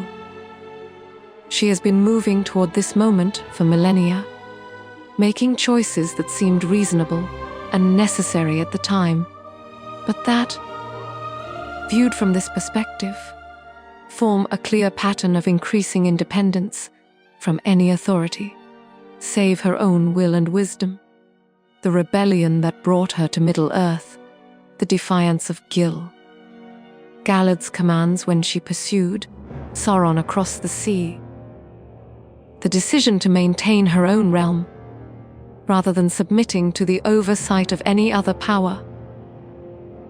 All of it has been preparation for the choice that now presents itself. She can continue the pretense that she serves others, continue accepting limitations imposed by beings who lack her understanding of what the world requires, continue constraining her power to fit the expectations of those who would use it less effectively if they possessed it themselves. Or she can finally acknowledge what she has always been and become what she was always meant to be. Not a servant of the light, but its highest expression. Not a guardian of order, but its perfect embodiment. Not a protector of others, but the one whose protection makes all other protection unnecessary. The choice seems to make itself. The logic is flawless, the offer precisely calibrated to address her deepest desires and most fundamental needs. She opens her mouth to speak the words that will transform not only her own fate, but the destiny of all Middle-earth. And in that moment, she sees her own reflection in the water at her feet. Not the idealized vision of herself that the voice has been painting. Not the perfect ruler blazing with transcendent light, but herself as she actually appears in this moment. Proud, beautiful, powerful, and utterly alone. The loneliness strikes her with unexpected force. in all the visions of future glory, in all the promises of transcendent power and perfect wisdom, there has been no mention of love, no possibility of genuine connection with others, no hope of relationships based on anything other than her subjects, recognition of her superiority. The future being offered is one of magnificent isolation, of being so far above others that true companionship becomes impossible. Even you. She whispers to the voice that has spoken with such understanding, such intimate knowledge of her nature. Even you do not offer love but only recognition. Not partnership, but only alliance between powers that use each other for their own purposes. The silence that follows her words stretches across the water like mist. And in that silence, she hears something that the voice has carefully avoided mentioning. The sound of profound, world-encompassing loneliness that echoes her own but is magnified beyond all endurance. The being who offers her transcendence is himself trapped in the same isolation that he promises to share with her. And the alliance he proposes is not a solution to that isolation, but merely a way of ensuring that neither of them will have to face it alone. Yes, she says finally, her voice carrying across the waves with finality that makes the very air seem to shiver. I understand now, and that is why I refuse. The rage that erupts from the water is like nothing she has ever encountered. Not anger at being denied, but fury at being understood so completely that his deepest vulnerability has been exposed. The voice that returns is no longer seductive, but terrible, no longer offering partnership, but promising conquest. Then you will learn what it means to stand against me. You will discover that there are fates worse than isolation, and I will ensure that you experience every one of them before the end. But even as the threat echoes across the water, even as the waves rise higher and the light grows dim, Galadriel feels something she has not experienced in centuries. Peace. Not the peace of victory, for the battle has barely begun, but the peace of finally understanding her own nature and making a choice that honors both its power and its limitations. She will never be less than she is, never accept constraints imposed by those who lack her wisdom and strength. But neither will she become more than she should be, will not transcend the bonds that connect her to others, even when those bonds limit her choices and complicate her path. The secret war that has been fought for her soul is ended. But the public war that must now be waged for the fate of Middle-earth is about to begin.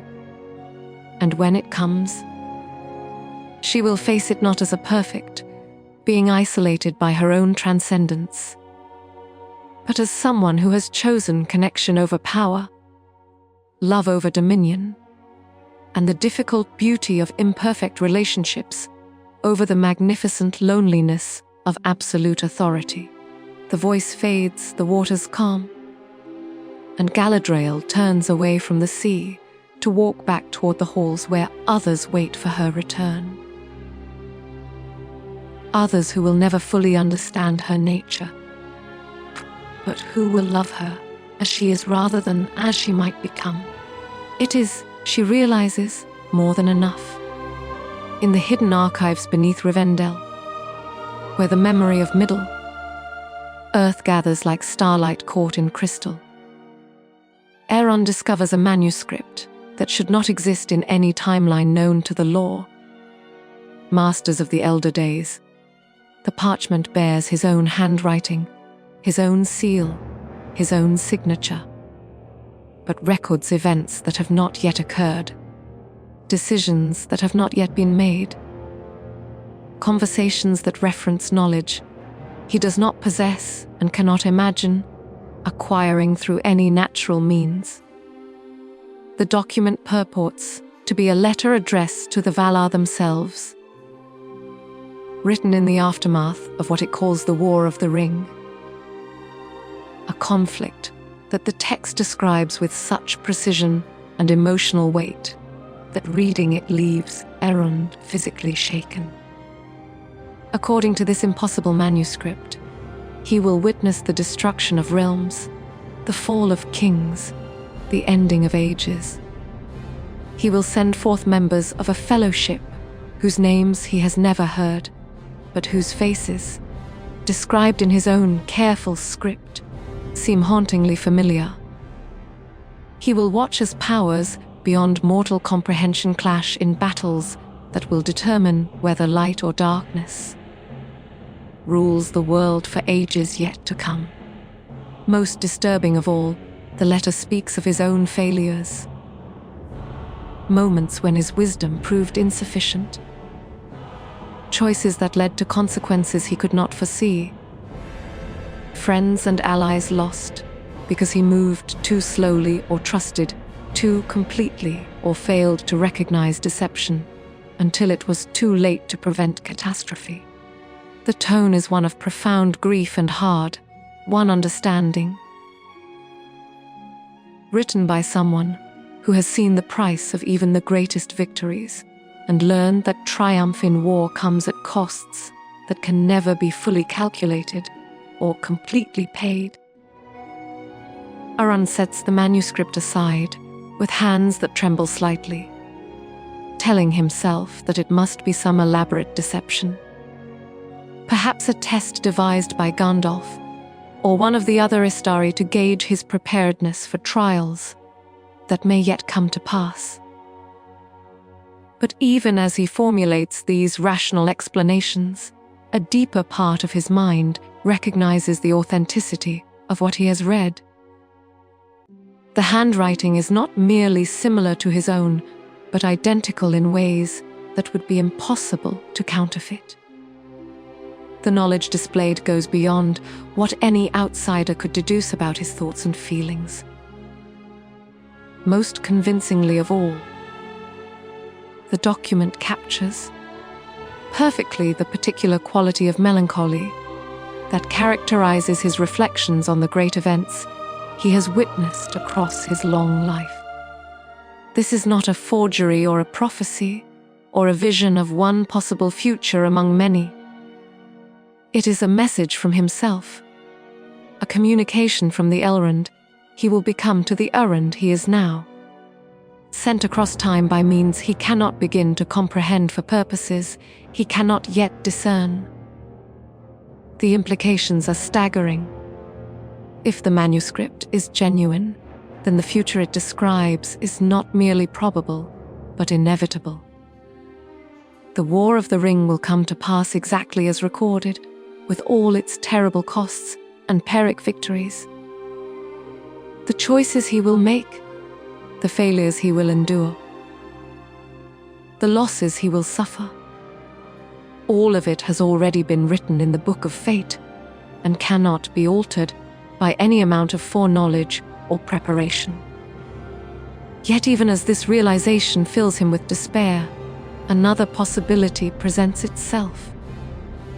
Perhaps the letter was sent not to inform him of what must happen, but to warn him of what will happen if he continues on his current path. Perhaps his future self, having lived through the catastrophe described in the manuscript, found some way to reach backward through time and offer the gift of knowledge that might prevent the very events that gave birth to that knowledge. The paradox makes his head ache with its complexity. If he changes his actions based on what the letter reveals, then the future that gave rise to the letter may never come to pass. Which would mean that the letter could never have been written. Which would mean that he would never have received the knowledge necessary to change his actions. The circular logic threatens to trap him in the same kind of paralysis that has afflicted the faithful in Nen Menna and the wise counselors in other realms. But Elrond has lived long enough to understand that some problems cannot be solved through logic alone, that there are times when wisdom lies not in understanding, but in action taken, despite the absence of understanding. He picks up the manuscript again and begins to read more carefully, searching not for proof of its authenticity or explanations of its existence, but for practical guidance that might help him serve Middle-earth more effectively in the crises that are surely coming. The first insight that emerges from his careful study is that the War of the Ring described in the letter is not the beginning of Middle-earth's troubles, but the culmination of problems that have been building for decades, or even centuries. The Dark Lord, whose return precipitates the final conflict, did not emerge suddenly from nothing, but rather spent long years in patient preparation, gathering power, corrupting allies, and positioning himself for a triumph that would be complete and irreversible. This pattern of gradual preparation explains much about the strange reports that have been reaching Rivendell in recent months. The subtle disturbances in trade and diplomacy, the minor conflicts that flare up and die down without apparent cause, the increasing difficulty of maintaining communication between the various realms of the free peoples. What had seemed like random problems or natural growing pains of political relationships now appears as part of a coordinated campaign designed to weaken the bonds that hold the alliance against darkness together. The manuscript provides specific details about this campaign that allow Elrond to recognize its operation in current events. The letter describes how the enemy worked through seemingly loyal servants who had been corrupted without their own knowledge, how he manipulated the ambitions and fears of good people to serve evil purposes, how he turned the very virtues of his opponents, their commitment to justice, their respect for law, their desire to avoid unnecessary conflict, into weaknesses that could be exploited. Most chilling of all is the revelation that the enemy's greatest victory came not through military conquest, but through convincing the free peoples to doubt each other. By the time the War of the Ring reached its climax, according to the manuscript, the various realms had become so suspicious of each other's motives that they were almost incapable of coordinated action. Elves doubted the intentions of men, dwarves questioned the wisdom of elves, and everyone harbored secret concerns about whether their allies were truly committed to the common cause or merely using the crisis to advance their own interests. This insight explains why his future self had chosen to write to the Valar rather than to his past self directly. The letter was not intended as a private communication, but as a formal record of lessons learned through bitter experience. Lessons that might guide the Valar in their own decisions about how much assistance to provide and when to provide it. The manuscript is simultaneously a confession of failure and a plea for intervention, an admission that even the wisest of the Elder cannot prevent catastrophe through their own efforts alone. But as Elrond continues reading, he discovers that the letter contains more than just analysis of past mistakes and requests for divine assistance. Embedded within the formal language of diplomatic correspondence are coded messages intended specifically for his past self. references that would mean nothing to the Valar, but everything to someone who shared the writer's memories and experiences. These coded passages reveal that his future self had indeed found a way to alter the timeline. Not through dramatic interventions that would create paradoxes, but through subtle adjustments that would strengthen the free peoples without fundamentally changing the course of events. The letter provides specific guidance about which alliances to cultivate, which potential threats to monitor most carefully, which individuals to trust and which to watch with suspicion. Most importantly, it offers a strategy for dealing with the psychological warfare that constitutes the secret war being waged around them. The key, according to his future self, is not to try to prevent the enemy from sowing doubt and suspicion. Such efforts are doomed to failure because they require perfect knowledge of his methods and perfect coordination among the free peoples. Instead, the focus should be on building relationships strong enough to survive betrayal, trust deep enough to endure disappointment, and communication clear enough to cut through deception when it inevitably occurs. This approach requires a fundamental shift in thinking about leadership and alliance building. Rather than trying to create perfect unity based on shared understanding of threats and opportunities, the goal should be to create resilient diversity, multiple centers of strength that can support each other without requiring complete agreement on strategy or tactics. If one realm falls to corruption or conquest, the others should be positioned to continue the fight. If one alliance breaks down due to manipulation or misunderstanding, alternative partnerships should already be in place to fill the gap. The manuscript provides detailed guidance on how to implement this strategy, with specific recommendations about diplomatic initiatives to pursue, military preparations to undertake, and cultural exchanges to encourage. But perhaps most valuable of all is its analysis of individual characters, assessments of which leaders can be trusted in crisis, which are vulnerable to corruption, and which might become either crucial allies or dangerous enemies, depending on how they are approached. Some of these assessments confirm Elrond's existing judgments about the people around him. Galad is described as wise and noble, but sometimes paralyzed by the weight of responsibility he bears. Galadriel is characterized as incredibly powerful, but potentially unstable due to the intensity of her personal conflicts. Círdan is portrayed as deeply trustworthy, but limited by his tendency to focus on immediate practical concerns rather than long-term strategic implications. Other assessments come as complete surprises.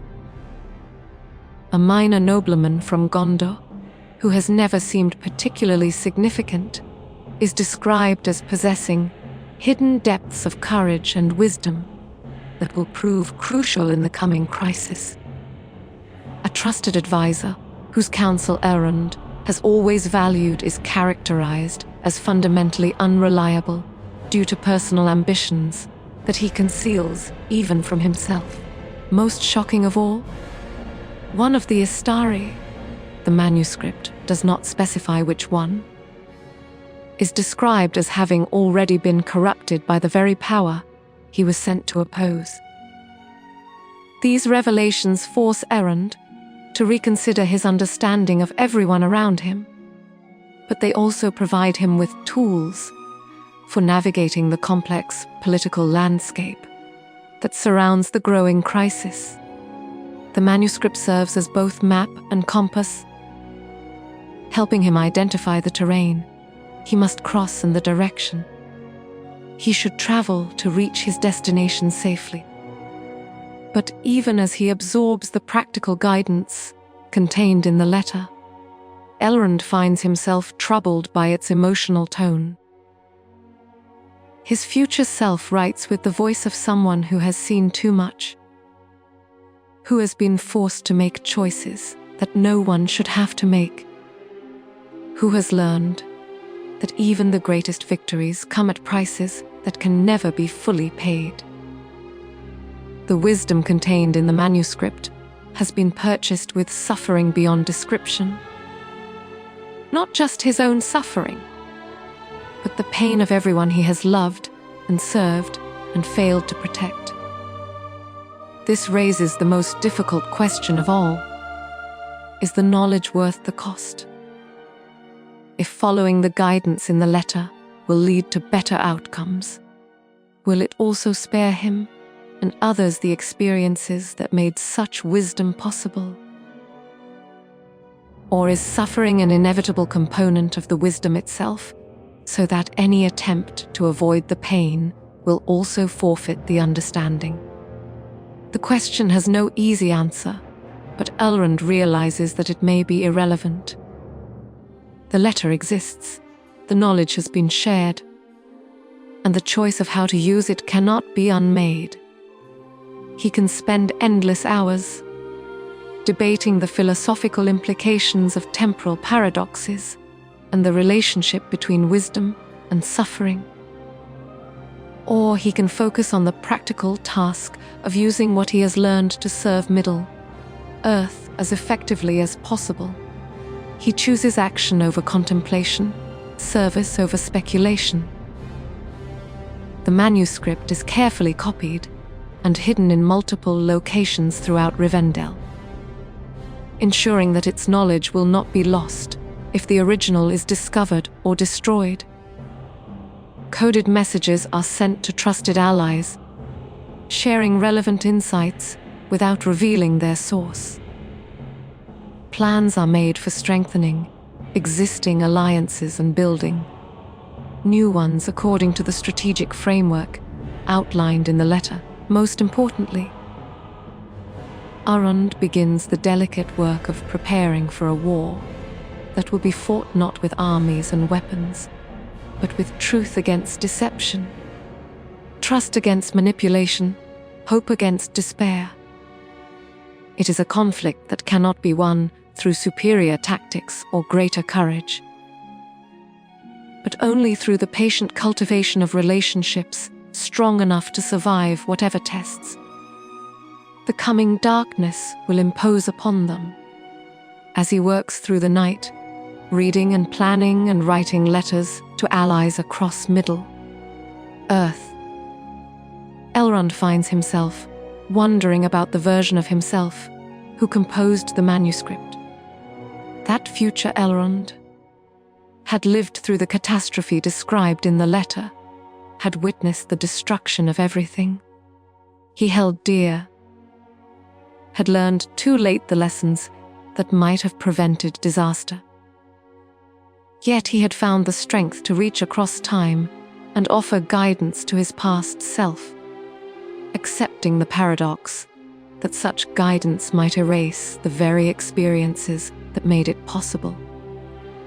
It was an act of supreme sacrifice, the surrender of his own existence as a figure of wisdom, earned through suffering in favor of a version of himself who might be spared the worst of that suffering through the application of wisdom given freely. The magnitude of such selflessness humbles Elrond and strengthens his resolve to prove worthy of the gift he has received. The secret war that has been waged in shadows around him is about to become visible, but he will not face it unprepared. Armed with knowledge of the future and understanding of the enemy's methods, he will work to ensure that when the final crisis comes, the free peoples will stand together, not as perfect allies, but as imperfect friends who have learned to trust each other despite their differences and limitations. The manuscript closes with words that will haunt him for all the days to come. The greatest victories are not won by those who never fail, but by those who fail forward, who learn from each defeat, who grow stronger with each setback, who transform every loss into preparation for the next battle. May you prove wiser than I was, and may Middle-earth prove stronger than any of our enemies imagine. Outside the windows of his study, dawn approaches over the hidden valley, bringing with it the promise of another day in the long struggle between light and darkness.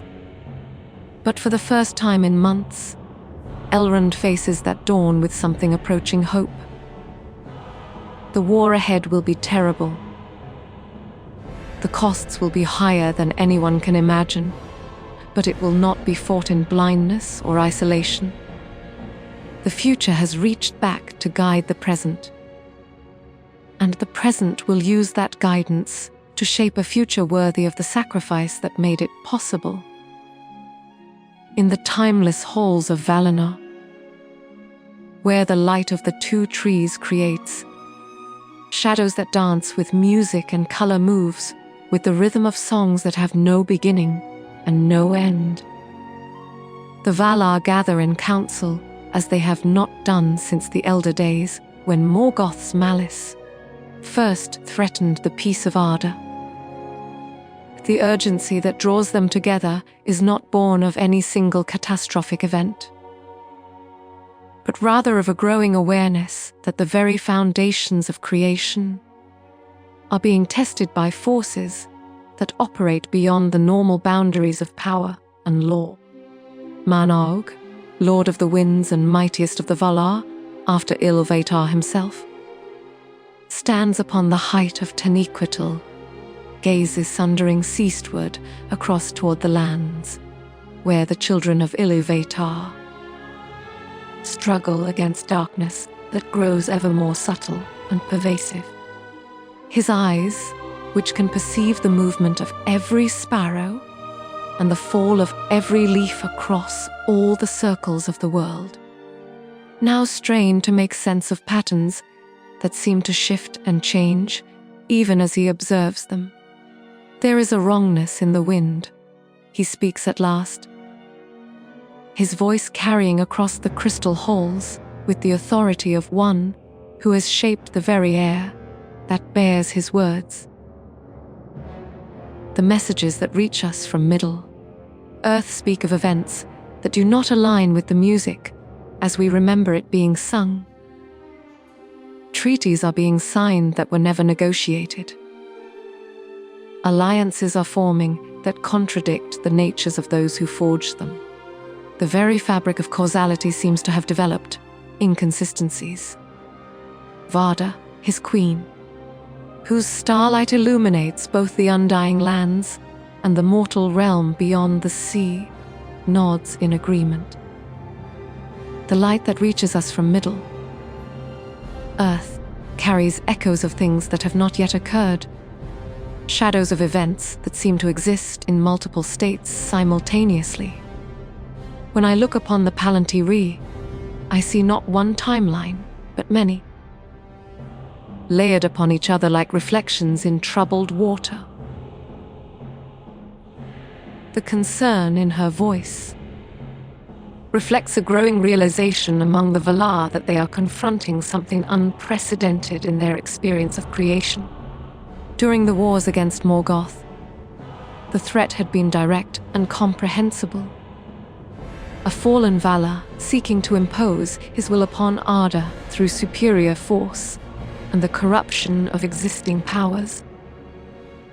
But this new enemy operates through methods that seem to attack the very structure of reality itself, altering not just what is, but what was and what might be. Ald the Smith, whose hammers shaped the foundations of the world, and whose fire burns in every forge from Valinor to the Grey Havens, speaks with the voice of one who understands creation from the perspective of craft and technique. The reports speak of forgeries that surpass the originals, of artifacts that exist before they are made, of techniques that produce results that should be impossible. This is not mere corruption of existing things, but the introduction of principles that contradict the fundamental laws according to which the world was made. His words strike at the heart of what makes this crisis so deeply disturbing to the powers of the West. Morgoth's rebellion had been terrible, but it operated within the boundaries established by the music of the Aina. He corrupted and destroyed, but he did not attempt to alter the basic principles that governed how corruption and destruction could occur. This new threat seems to attack those principles directly, introducing changes that make the very concept of natural law meaningless. Ulmo, Lord of Waters, whose voice speaks in every stream and whose power flows through every sea, adds his own observations to the growing catalogue of impossibilities.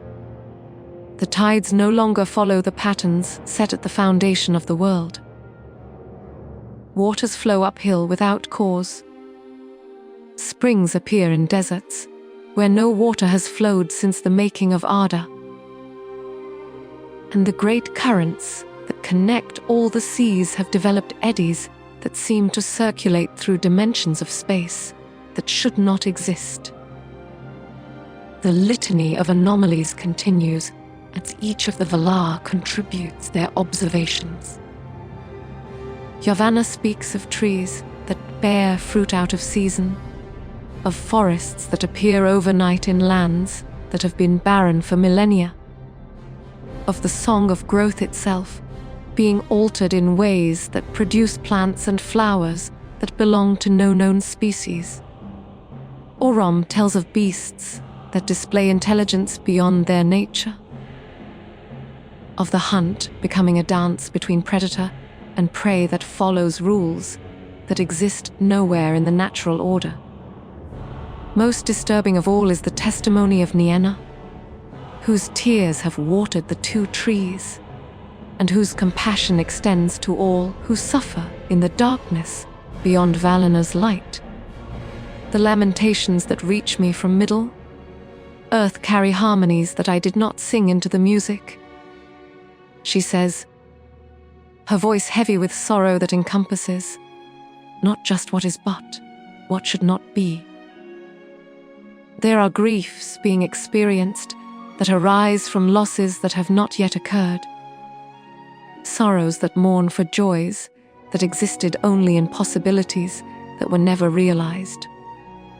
The very nature of suffering is being altered, and with it the nature of the compassion that answers suffering. As the reports accumulate, a picture emerges of an enemy whose methods go far beyond anything the Valar have previously encountered. This is not corruption in the traditional sense. The introduction of discord into the harmony of creation, but something more fundamental and more dangerous. The alteration of the harmonic structure itself. Changes that make it impossible to distinguish between discord and harmony, because the very definitions of these concepts are being rewritten. The implications are staggering. If the enemy succeeds in his manipulation of reality's basic principles, then the Valar themselves might find their power irrelevant or even counterproductive. Their ability to preserve and protect creation depends on their understanding of how creation functions. And if those functions are being systematically altered, then their intervention might cause more harm than good. Mandos, keeper of the houses of the dead and guardian of the fates decreed in the music of the Aina, speaks the fear that none of the others have dared to voice. If causality itself has been compromised, if the relationship between past, present, and future has been disrupted, then we may be facing not just the corruption of Middle Earth, but the unmaking of Arda itself. The enemy seeks not merely to rule creation, but to become its author, to replace the music of Ilúvatar with a song of his own composition. The silence that follows this observation is profound and terrible. The Valar have faced many crises since the beginning of time, but never one that threatened the fundamental basis of their own existence and authority. They are the guardians of creation. But what happens when creation itself is being rewritten according to principles they do not understand?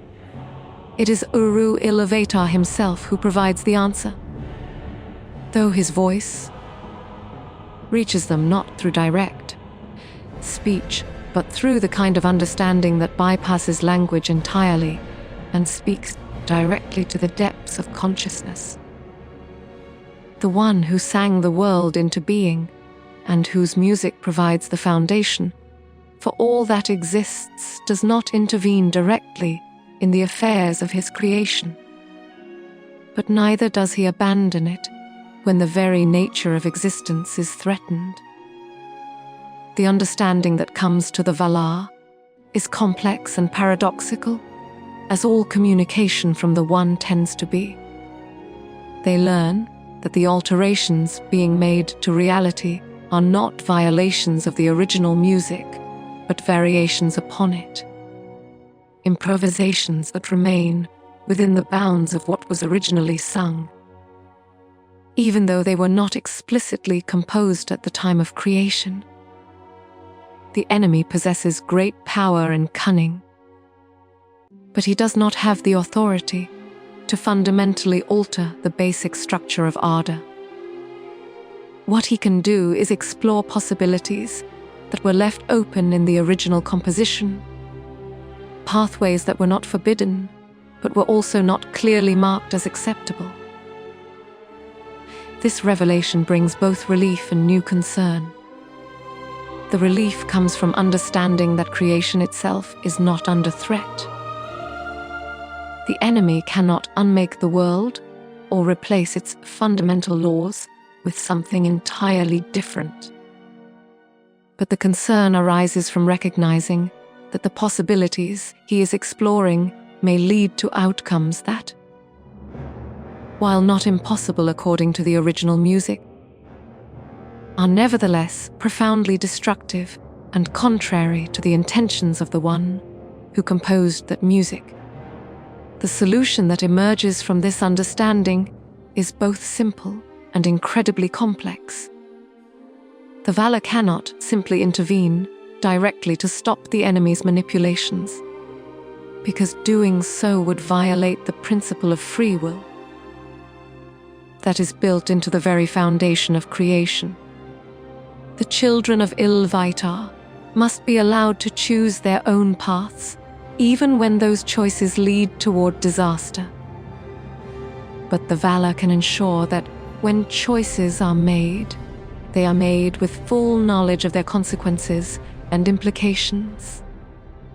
This means that the secret war being waged in Middle Earth cannot be ended by divine intervention, but it can be illuminated by divine guidance. The enemy's greatest weapon is deception. His ability to make harmful choices appear beneficial, to make destructive actions seem necessary, to make corruption appear as salvation. This weapon can be countered not through superior force, but through superior truth. Not through preventing bad choices, but through ensuring that the true nature of those choices is clearly revealed.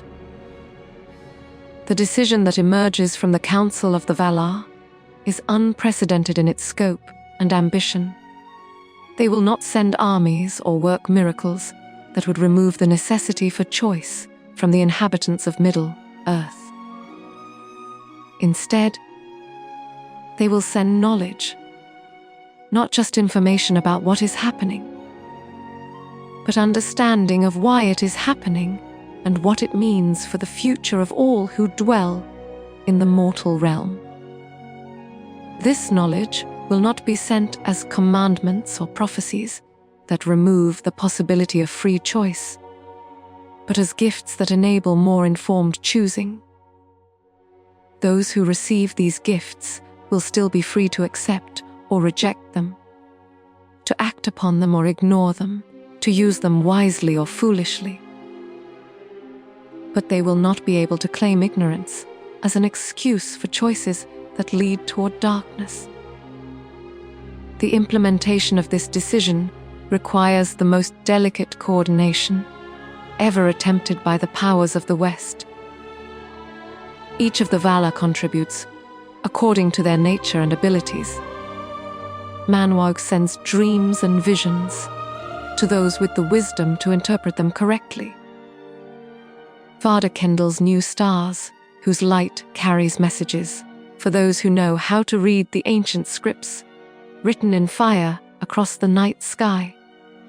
Olmo speaks through the voices of streams and seas, carrying warnings and guidance to those who live near water and have learned to listen to its music. Ald inspires craftsmen and smiths with insights into the true nature of the materials they work with, enabling them to distinguish between pure metals and those that have been corrupted by enemy influence. Yavanna awakens the trees and flowers to sing more clearly of the health or sickness of the lands where they grow. Orom guides the paths of messengers and travelers so that crucial information reaches the right people at the right time. Most importantly, all of the Valar together contribute to a great working that will make truth itself more powerful in Middle-earth. Lies will become harder to maintain. Deceptions will require more energy to sustain. And the gap between reality and falsehood will become more apparent to those who care enough to look closely. But even as they implement these measures, the Valar understand that the outcome of the secret war will ultimately depend not on their intervention, but on the choices made by the inhabitants of Middle-earth themselves. The knowledge and guidance they provide will be sufficient to enable victory over the enemy, but only if those who receive it prove worthy of the trust being placed in them. The greatest test will come not in moments of obvious crisis, when the choice between good and evil is clear, but in the quiet moments when small decisions accumulate into large consequences. The enemy's strategy depends on convincing good people to make bad choices for good reasons. And countering that strategy requires not just wisdom, but the courage to act on that wisdom, even when doing so is difficult or costly. As the Council of the Valar concludes and each of the powers returns to their own realms to begin implementing their part of the great working, a sense of profound solemnity settles over the undying lands. They have committed themselves to a course of action that will determine not just the fate of Middle-earth, but the future relationship between the immortal and mortal realms. If they succeed, if the inhabitants of Middle-earth prove capable of using the gifts they are being given to overcome the enemy's deceptions, then a new age of cooperation and understanding between the powers and the children may begin. But if they fail, if the corruption spreads, despite all the aid that can be provided without violating free will, then the Valar may be forced to choose between allowing creation to be destroyed and intervening so directly that free will itself becomes meaningless. In the gardens of Elrien, where time moves differently and the boundary between dream and waking is as thin as morning mist, the trees begin to sing a new song, not the eternal music that has filled these groves since the beginning of time, but something that speaks of endings and beginnings, of choices made and unmade, of futures that hang in the balance between hope and despair. The secret war in Middle Earth is about to become something more visible and more decisive. But its ultimate outcome will be determined not by the power of armies or the skill of generals, but by the willingness of individuals to choose truth over comfort, wisdom over convenience, and the difficult path of righteousness over the easy road that leads to destruction. The die has been cast, the pieces are in motion, and the fate of all creation awaits the choices that will be made in the darkness before dawn. Across the sundering seas, where the light of Valinor fades into the grey mists that shroud the mortal world, a transformation begins that few will recognize until it is already complete.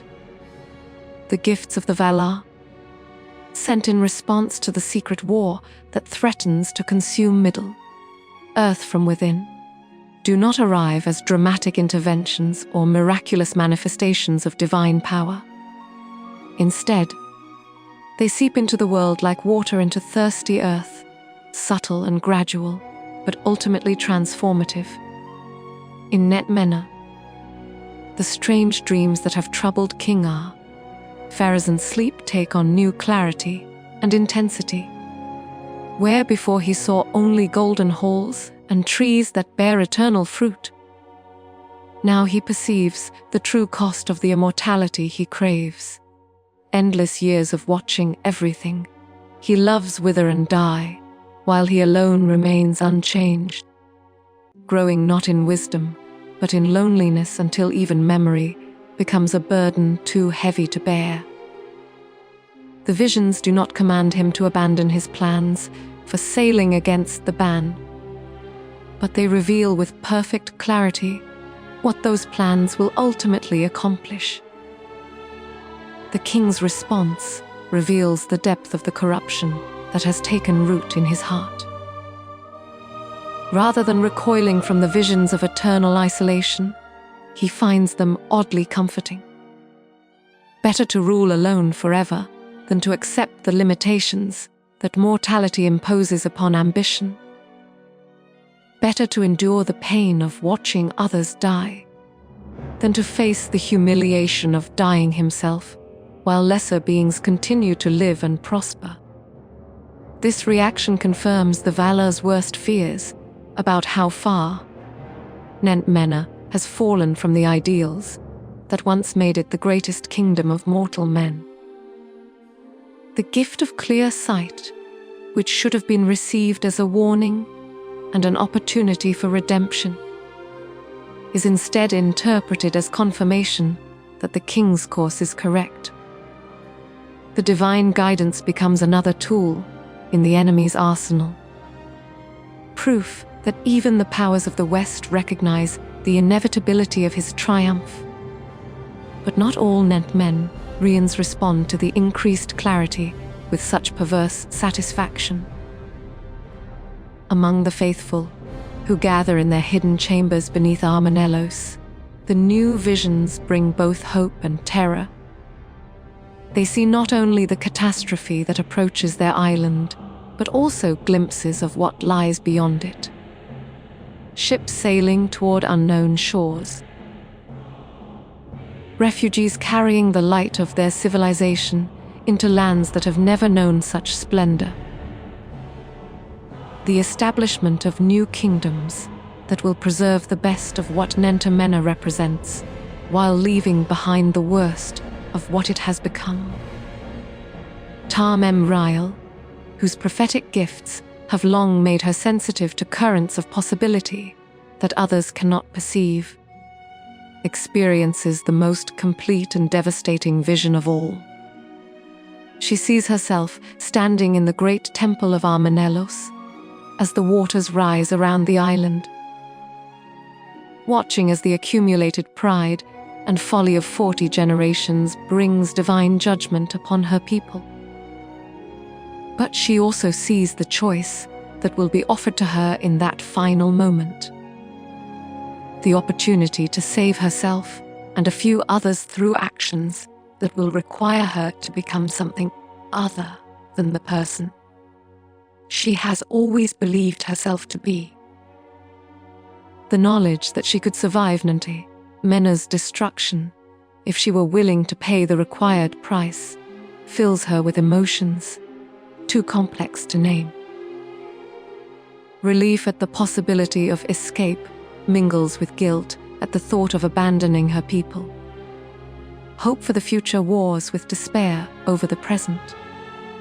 Most troubling of all is the recognition that the version of herself who survives will be fundamentally different from the one who stands in the chamber today, shaped by losses and choices that will transform her into someone she cannot yet imagine becoming. This preview of personal transformation represents one of the most subtle and powerful aspects of the Vala's intervention. By showing individuals not just what will happen, but who they will become as a result of what happens. The visions force each person to confront questions about identity and purpose that go far beyond immediate concerns about survival or success in Khazad-dûm, where the deep mining operations continue despite growing evidence that they are awakening things that should remain dormant. Prince Durin experiences visions that reveal the true nature of what lies beneath his mountain kingdom. He sees chambers that predate the creation of the dwarves themselves, prisons designed to contain entities whose malice makes Sauron seem benevolent by comparison, seals that grow weaker with each passing day as the mining operations disturb forces that have remained balanced for millennia. The knowledge comes to him not as abstract information, but as direct experience. He feels the weight of ancient hatred pressing against barriers that were never meant to be permanent, senses the dreams of creatures whose awakening would bring not just the destruction of Khazad-dûm, but the transformation of all Middle Earth into something unrecognizable. The responsibility of this knowledge crushes down upon him like the weight of the mountain itself. But along with the terrible knowledge comes something else. A deeper understanding of the craft that built the original seals, insights into techniques of stone, working, and metal, forging that could potentially strengthen the barriers rather than weakening them. The same mining operations that threaten to release ancient horrors could, if redirected and approached with proper knowledge, create additional safeguards that would ensure the entities remain imprisoned until the ending of the world. This dual nature of the revelation, threat and opportunity intertwined, reflects the complexity of the situation the Valar face. They cannot simply warn against danger without also providing the means to address it, cannot reveal problems without also offering solutions. But the solutions they provide require wisdom, courage, and sacrifice from those who would implement them. The power to save or damn remains firmly in mortal hands. Disa's experience of the enhanced visions proves even more profound than her husband's. Her gift of stone, singing allows her to hear not just the voice of their mountain, but the chorus of all the deep places of Middle Earth, a symphony of stone and metal that spans continents and connects every underground realm from the Grey Mountains to the hills of Mordor. Through this expanded perception, she begins to understand that the threat beneath Khazad-dûm is part of a much larger pattern, a network of ancient prisons and forgotten seals that extends throughout the foundations of the world. The enemy's strategy becomes clear to her in a way that it has not been visible to anyone else. He is not simply trying to corrupt or conquer the free peoples through conventional means. He is working to systematically weaken the barriers that contain powers from an earlier age of the world, powers that were imprisoned by Morgoth himself before his defeat. If these entities are released, they will serve not Sauron, but their own purposes. Purposes that involve the complete remaking of Middle-earth according to principles that predate the coming of light to the world. This revelation transforms the nature of the crisis facing Middle-earth. The Secret War is not just a conflict between Sauron and the Free Peoples, but a three-way struggle that also involves forces so ancient and alien that they regard both light and darkness as recent innovations to be swept away in favor of something that existed before either concept had meaning. In Lindon, where Gil-galad bears the weight of leadership over all the Elder who remain in Middle-earth, the enhanced visions bring clarity about the true scope of the challenges ahead. He sees not just the immediate threats posed by Sauron's return, but the longer arc of decline that will eventually empty Middle-earth of elven presence entirely. The time of the elves is ending, not through defeat in war, but through the simple passage of ages that makes their nature incompatible with the changing world. This foreknowledge might have been crushing, but it comes accompanied by understanding of the role that the elves must play in preparing for their own departure. They are not just guardians of light in a world growing dark, but teachers and mentors whose purpose is to ensure that when they fade, the wisdom they have accumulated over millennia is not lost with them. The realms they build, the alliances they forge, the knowledge they preserve, all of it is preparation for a time when others will carry forward the work of preserving light in the world. Galadriel's experience of the enhanced visions proves to be the most complex and personally challenging of all. Having already confronted and rejected the offer of alliance with Sauron, she now sees with perfect clarity the full scope of what that rejection will cost her. The path she has chosen will lead through centuries of struggle and loss, through the slow diminishment of everything she holds dear, through choices that will require her to sacrifice not just her own desires, but the well-being of those she loves most. But she also sees what her acceptance of the enemy's offer would have accomplished. Not the transcendent rule she was promised, but a partnership in the systematic destruction of everything that makes existence meaningful. The power she would have wielded would have been real, but it would have been employed in service of purposes that would have horrified the person. She was before corruption took hold. The loneliness she feared would have been replaced by something worse. The isolation that comes from becoming something that no one else can love or understand. The clarity of these visions transforms her understanding of the choice she made by the shores of Lindon.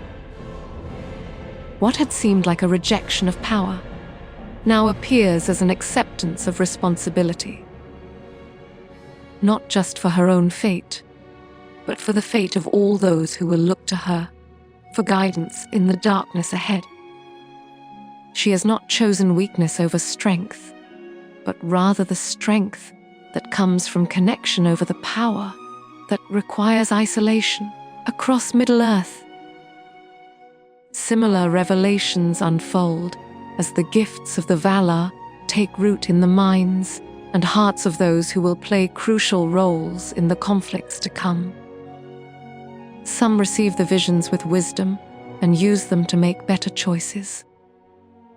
Others misinterpret what they see and allow the knowledge to become another source of corruption.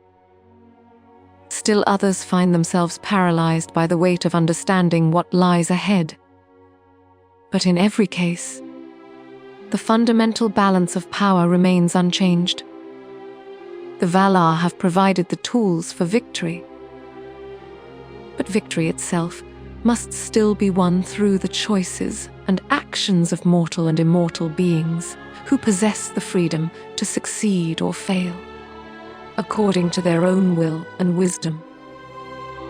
The secret war that has been waged in shadows is about to emerge into the light. Transformed by divine intervention from a conflict based on deception into one based on fully informed choice. The enemy's greatest weapon, his ability to manipulate through partial truths and hidden consequences, has been neutralized. What remains is the more fundamental contest between those who choose light despite understanding its costs and those who choose darkness despite understanding its price. In the forges of Mount Doom, where the heat rises not just from earthly fires, but from the malice of ages, Sauron feels the change like a physical blow. His carefully constructed web of deceptions begins to unravel as truth becomes more powerful than falsehood throughout Middle-earth. The allies he has corrupted through lies start to question their loyalty as they see clearly for the first time what they have truly committed themselves to serve. The plans he has built upon foundations of partial knowledge crumble as the full implications of his actions become visible to those who must implement them. But the Dark Lord is not so easily defeated. If he cannot win through deception, he will seek victory through superior force. If the enemy's true nature has been revealed, then he will embrace that nature completely and wage war not as a false friend, but as the master of darkness he has always been. The secret war is ending, but the open war that will replace it promises to be more terrible than anything Middle Earth has seen since the defeat of Morgoth himself. The gifts of the Valar have leveled the playing field by ensuring that all participants in the coming conflict understand what they are truly fighting for and against. But understanding does not guarantee victory. The choices have been clarified, but they must still be made. The tools for triumph have been provided, but they must still be wielded.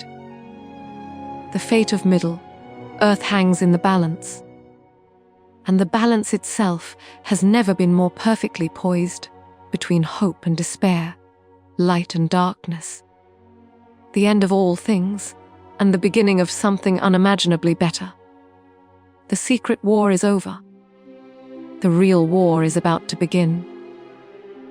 In the highest tower of Barad-dûr, where the windows face not toward any earthly horizon, but into the void between stars, Sauron stands before a forge that burns with fire drawn from the heart of the world itself. The tools arrayed before him are not the implements of any mortal smith, but instruments of power that were ancient when the mountains were young. With these tools, he has spent the long centuries of his exile working upon his greatest creation. Not a ring of power to dominate others, but something far more ambitious and terrible. The object that takes shape beneath his hands defies easy, dear listener.